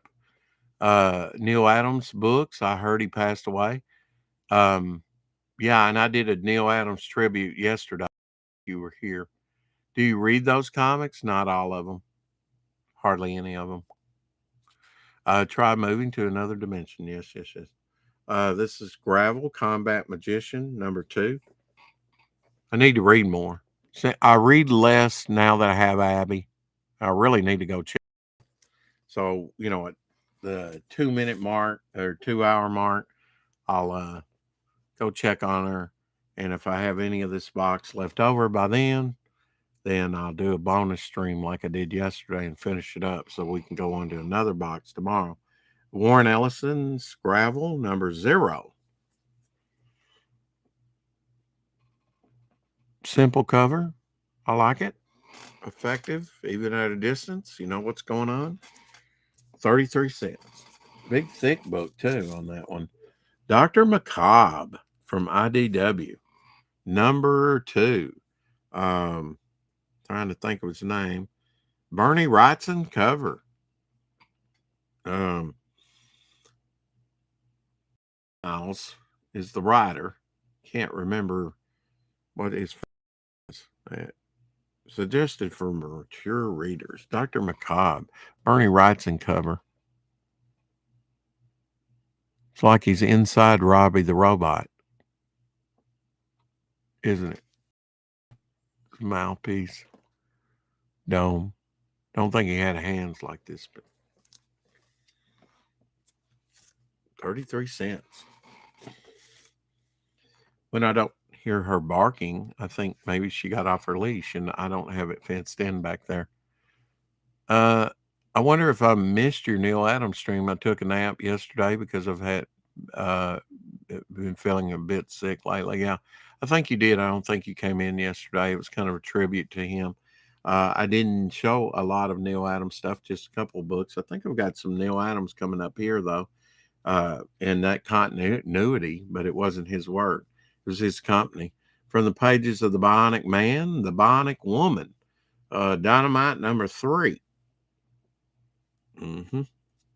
This came out around 2012, I think. 33 cents. Chia. High kick. High leg kick. Bionic Woman. Bionic Woman from Dynamite, number 4. 2012. You can just hear it. Don't move. Used to love, as everyone did, another copy. Used to love hearing the the movie, or when they'd use their jumping power or whatever. Battlestar Galactica Pegasus, one shot from Dynamite. This actress played a real bitch on the Battlestar Galactica. She had her softer, lovable side, but she was pretty hard. Did some very questionable things. But yeah, overall, Battlestar Galactica was more modernized and gritty than the more PC 70s, late 70s show. But it was the closest thing you got to Star Wars at that time in 77, 78, 79, 80 on TV. High. I mean, Battlestar Galactica was probably, Space 1999 to a lesser degree, done differently. But I mean, Battlestar Galactica was the closest thing you got to Star Wars on TV or some high budget movie every week, which, must have. And I know they use footage again and things like that. I watched the replay. Thank you, Lorenzo. Hope you enjoy it. I did. I think that comic box was pretty good yesterday, if I remember right. It may not. Anyway, Battlestar Galactica Season 0, Dynamite number 10, as seen on the Sci-Fi Channel. Yeah.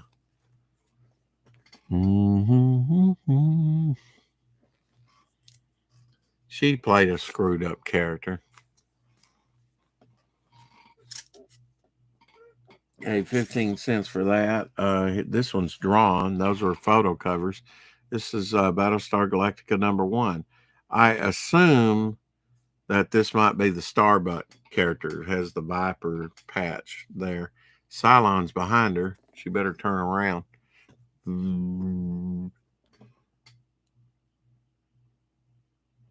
I don't think the new Cylons are, I just like the old design of the Cylons. I think I moved that Cylon box that I had back there. But, man, I've got to find my controller to my Blu-ray because I've got all the original Battlestar Galactica on Blu-ray, and I need to just sit down on my 50-inch screen TV from 1995. It's a piece of furniture, antique in itself. Still works though. It won't work without a box. I don't think you could hook this up to modern TV. That's fine with me. I play disc and stuff on it. Dynamite, The Boys, number 64. Of course, the Boys have been on TV. Weren't they on Netflix? Here's them raising the flag on Iwo Jima, the monument. But The Boys, number 64. I was glad to hear that was doing so good on TV because it was like, yeah, I know I've got some Boys comics. Got them at Hastings. Pretty good shape, too. 15 cents on that. Way of the Rat. This came out. Was number 10 from Cross Gen. Written by Chuck Dixon. And it may be large, in a larger thing, or they're really wasting this if it's not. I mean, that this would be a section of the Dragon there, and it's not carried over into other covers. It'd be really a waste. But that's a nice cover. And Way of the Rat, and this also has a Negation War preview issue. So, yeah, Chuck Dixon wrote it. At least the Way of the Rat story. Crossed in May 2004, number 23. Little monkey character that was in there. Costume design. I mean, just wonderful, wonderful stuff. Way of the Rat really had some good artwork. Okay, 75 cents for that one.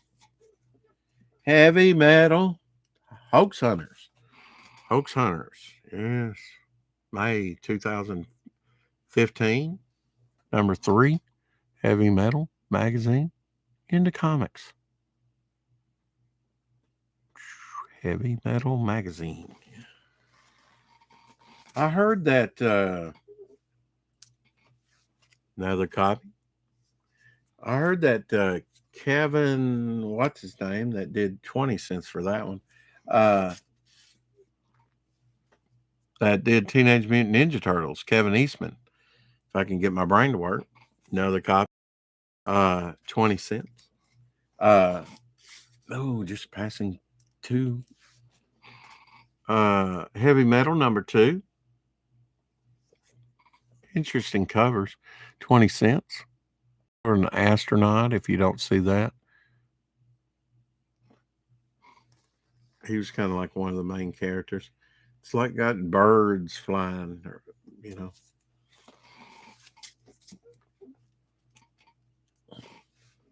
Another copy. 20 cents. Try to get all these heavy metals I could. 20 cents. Another one. Thought it was interesting. I've not seen any of the heavy metal comic books. Here's number 1 of Hoax Hunters. Looking at his visor there, astronaut's visor.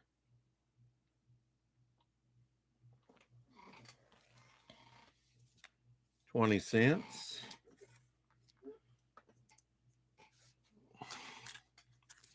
20 cents, another copy.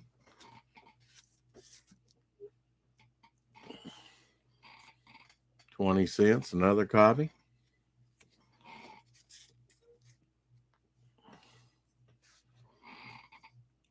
Hoax Hunter Case Files, issue 1 from Image Comics.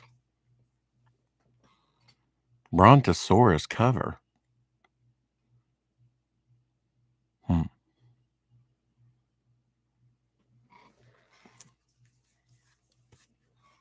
Did George Lucas sue the makers of the original Battlestar Galactica? I believe they hired some of the special effects crew from Star Wars. I don't think he did. If he did, he may have won, unless he was just really out of line, didn't have any proof of anything. What would he sue him over? I mean, you know, he made tons of money on Star Wars. I do know that George Lucas paid a premium. You're supposed to, you know, the Actors Guild or whatever that has the movie guild or whatever they have, you must credit the people at the beginning of the movie. I don't know why they've made that an ardent movie. I think he paid $10,000. He wanted to go right into the movie. And that's what happens, you know, with the ship coming overhead and just get you right into it. And then at the end, he rose the credits. Have you ever noticed that? I need to watch Star Wars. It's been a while. A New Hope. He paid them $10,000 to have the credits on the back end of the movie. I think that was very smart on his part. He was helped immensely. That would have been a mess of a movie had he not gotten help by Francis Ford Coppola, especially, but also Steven Spielberg. And I think there was a third help him out with the movie. But it would have been a mess of a movie. It was it was a long, long script, you know. But to make any kind of semblance, I mean, I know once, you know, I was into it with the spaceship, and then the "Help me, Obi-Wan Kenobi, you're my only hope," the capturing of the princess and Darth Vader, and you're thinking, oh, and then you're suddenly down on the planet in the escape pod with the droids. And I remember thinking this as a kid, what the hell's going on? You know, my mind couldn't comprehend what was going on with R2-D2 and them down there on the planet, and, you know, what all that was about. You know, I was already lost at the front of the movie. I don't know if that's a good sign. I used to occasionally DM the late Brian Turner, the comic creator who introduced Eastman and Laird. That's interesting. I heard about Lucas getting in trouble for running the credits at the end. Well, I think he paid him like $10,000. Was it? Unless he did it he might have done that, and then you would have thought they would have screened the thing. They've got to screen the thing to write it. You know, is it PG, PG-13, G, R, X, triple X, double X? I mean, you know, Rise of Magic. Put a lid on your incessant belly aching. Okay. You worthless human scum. You are prey of the demon world. Crazy Man, number 4 from Continuity Comics, embossed up here. There's all those gargoyle ones on the Rise of Magic storyline was. Quit your belly aching. Crazy Man. Crazy Man and the Ferret are the only 2 comics that I know that had die-cut cover around their face. I think Neil Adams kind of ripped that off from the Ferret. And this is a Neil Adams cover. So there you go. Neil Adams sadly passed away day before yesterday. The news came out yesterday, but he passed away the day before, on the 28th. Can you believe it's the end of the month? Another Neil Adams cover. Gave 15 cents for it. Crazy Man #2. But I'm but not a number. Okay, go ahead. Make my day. Really don't care. Neil Adams. A talent for sure. A Herb Trimpe cover. The Legends of NASCAR. #1. Starring Bill Elliott. His Thunderbird that he used to drive. From Vortex Comics, I believe. Herb Trimpe cover. Who drew the Hulk, among other things. You know, like Hulk 180, 181, 183, or 2. Oh, let me skip ahead that far. First, second, and third appearance of Wolverine. Cameo, first full appearance, and then I guess another cameo, I would say. Mystic #17, another high-end book. Aaron Lopresti worked on the last issues of this title. Mystic. 15. Yeah, we're so close. I'm going to finish this box. Jim Starlin's Cosmic Guard. Believe. #3 from DDP. Jim Starlin cover.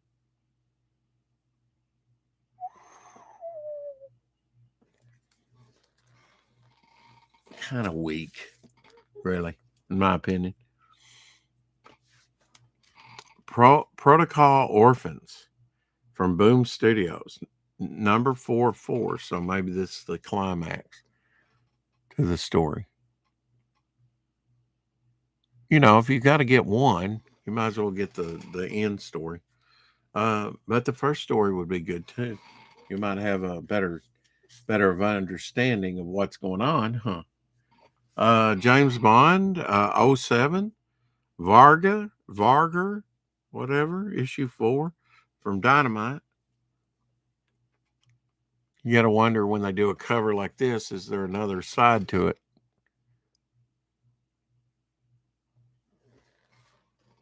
James Bond was into comics a little bit. Yeah, now some characters that are owned by Marvel now, I believe. Exiles, that was part of the Malibu Comics, the Ultra. This is #1 of Exiles. #2. 20 cents. I say the 20 cents and say #2. What the hell?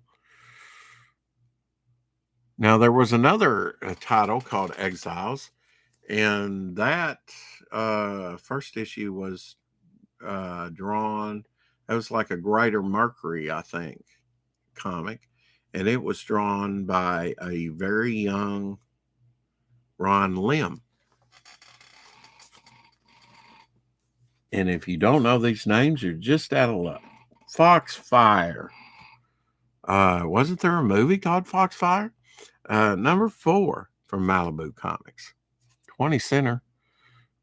So Marvel's going to own characters. We'll see if they. Oh, well, look here. Here's the Punisher right there.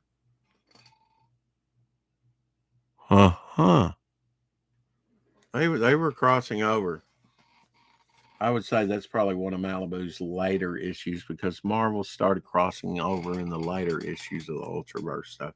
Dexter's Laboratory. Remember them on the Cartoon Network?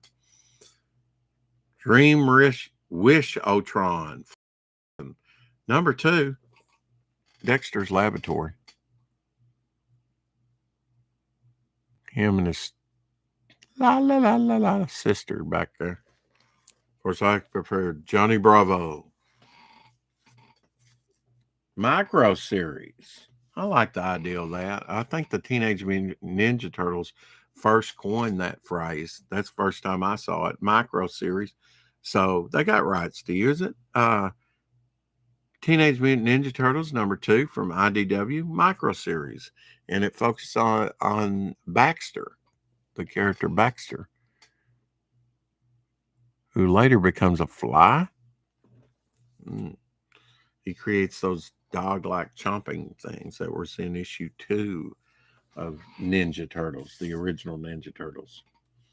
Casey and April, a Teenage Mutant Ninja Turtles number 3 from IDW. Yeah, just sit there and let the rats eat you. Rats coming in all directions, making their little squeak, squeak, squeak sound. 25. I hate rats, mice. They're not good on comics either. Teenage Mutant Ninja Turtles, Casey and April. Amber's my daughter's name. Number 2. Is that the Shredder?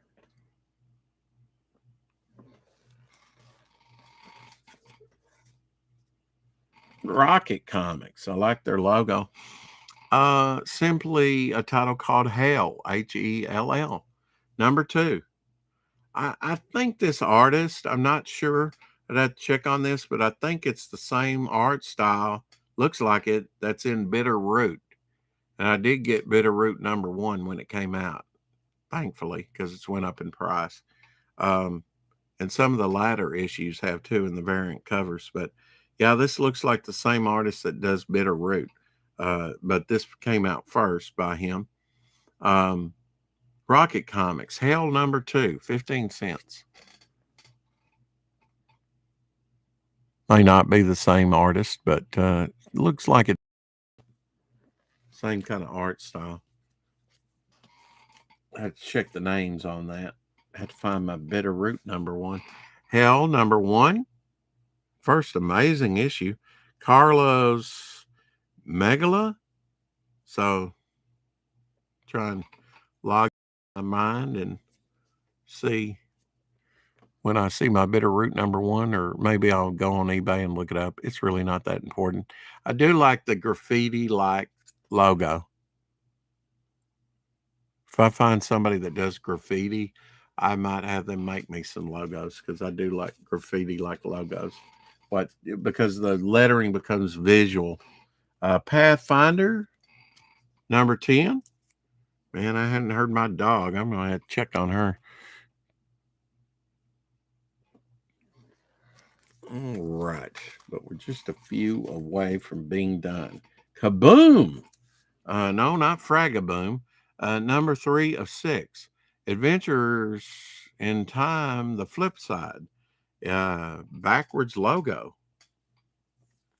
Adventures in Time. See, they got the logo backwards.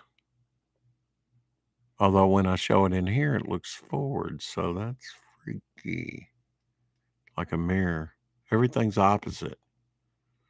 Interesting. I go to point over here, and I think in my mind it's going to, I don't know, it's all screwed up. Anyway, Disney Pixar The Incredibles number 1 from 2009. Boom Kids.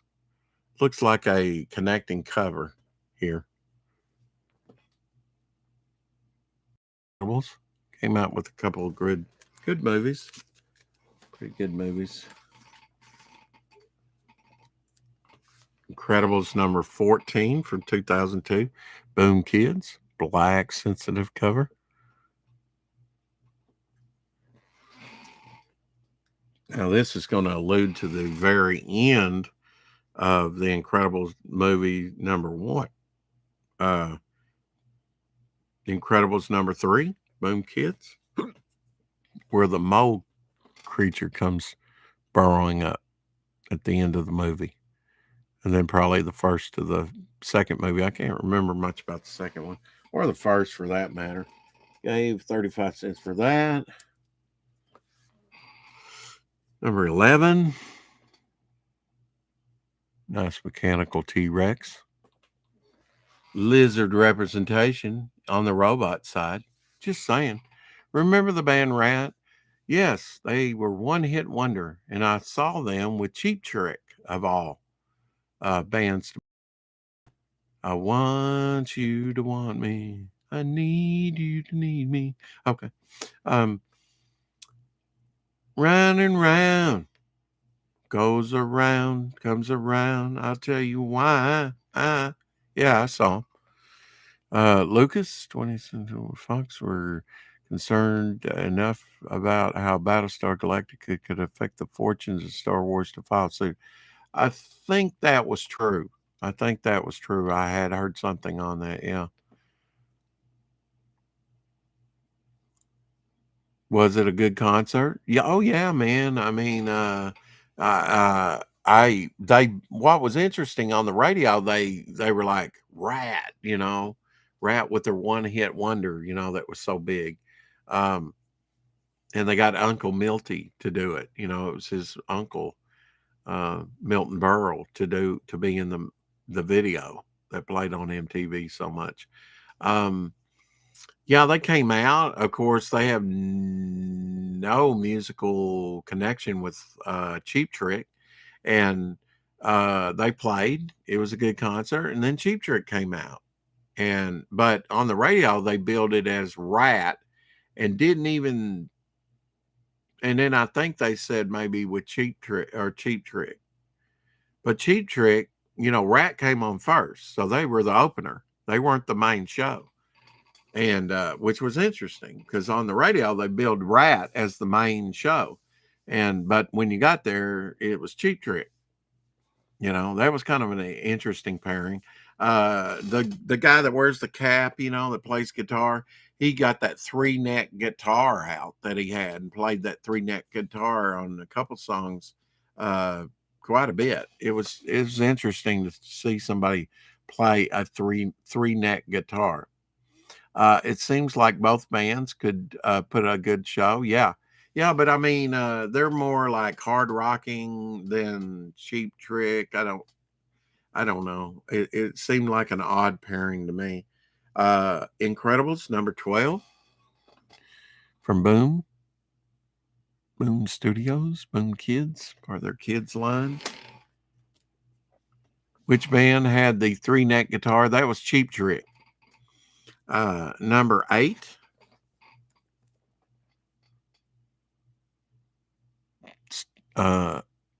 Eiffel Tower cover, my freeze ray.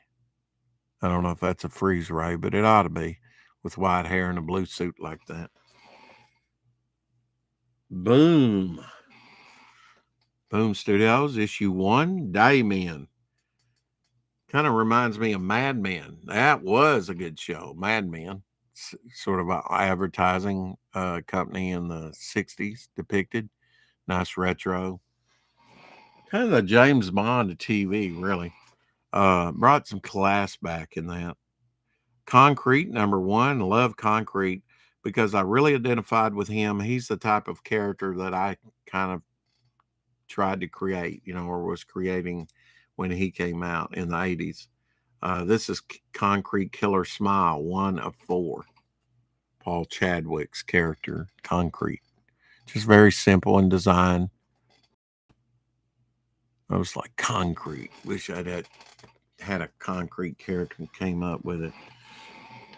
Love this cover. Almost done. Just about 4 books left or so. Concrete, 3 of 4. Killer Smile again. But yeah, man, can you imagine? He's going to land with a thud if he's as heavy as Concrete. I just read that Cheap Trick are members of the Rock and Roll Hall of Fame. I'm pretty sure a lot of musicians were influenced by them.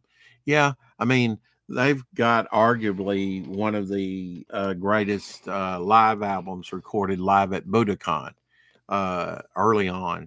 I was actually, when I was on Vic's or Rozzy's stream for about 6 hours, during part of it, I was on another thing on YouTube listening to Sweet. Now, Sweet came up with Ballroom Blitz, and probably their last was Love is Like Oxygen. So there's a couple different things. Ballroom Blitz was used in the Rocky Horror Picture Show, I believe, movie. And another one I like is Fox on the Run. That's a good one. They were kind of a British glam band. This is number 3 of 6, Dreaming Eagles from Aftershock. Nice cover. 8 cents. Got one of these for nothing because they didn't have it in the system. Not this issue, but oh, don't put that in there. That's not where it goes. The Crow from IDW. Nice cover. Number 5. The Crow. $1.28 for it.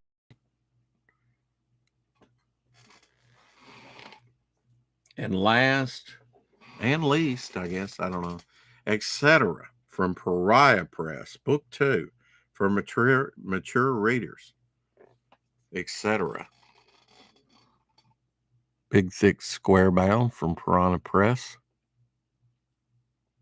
Nothing to CG books though. Like a Von Klaus,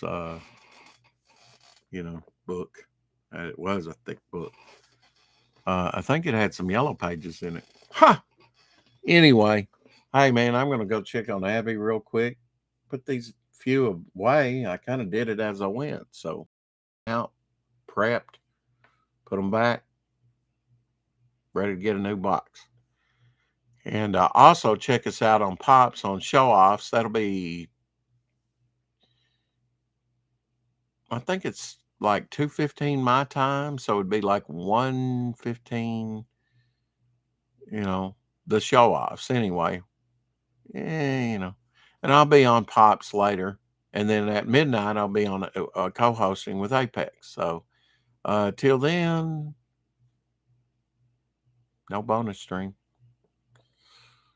But hey, till then, keep collecting. And thank you, everyone, for the likes and the visitations and the hangouts. And I hope you have a great weekend.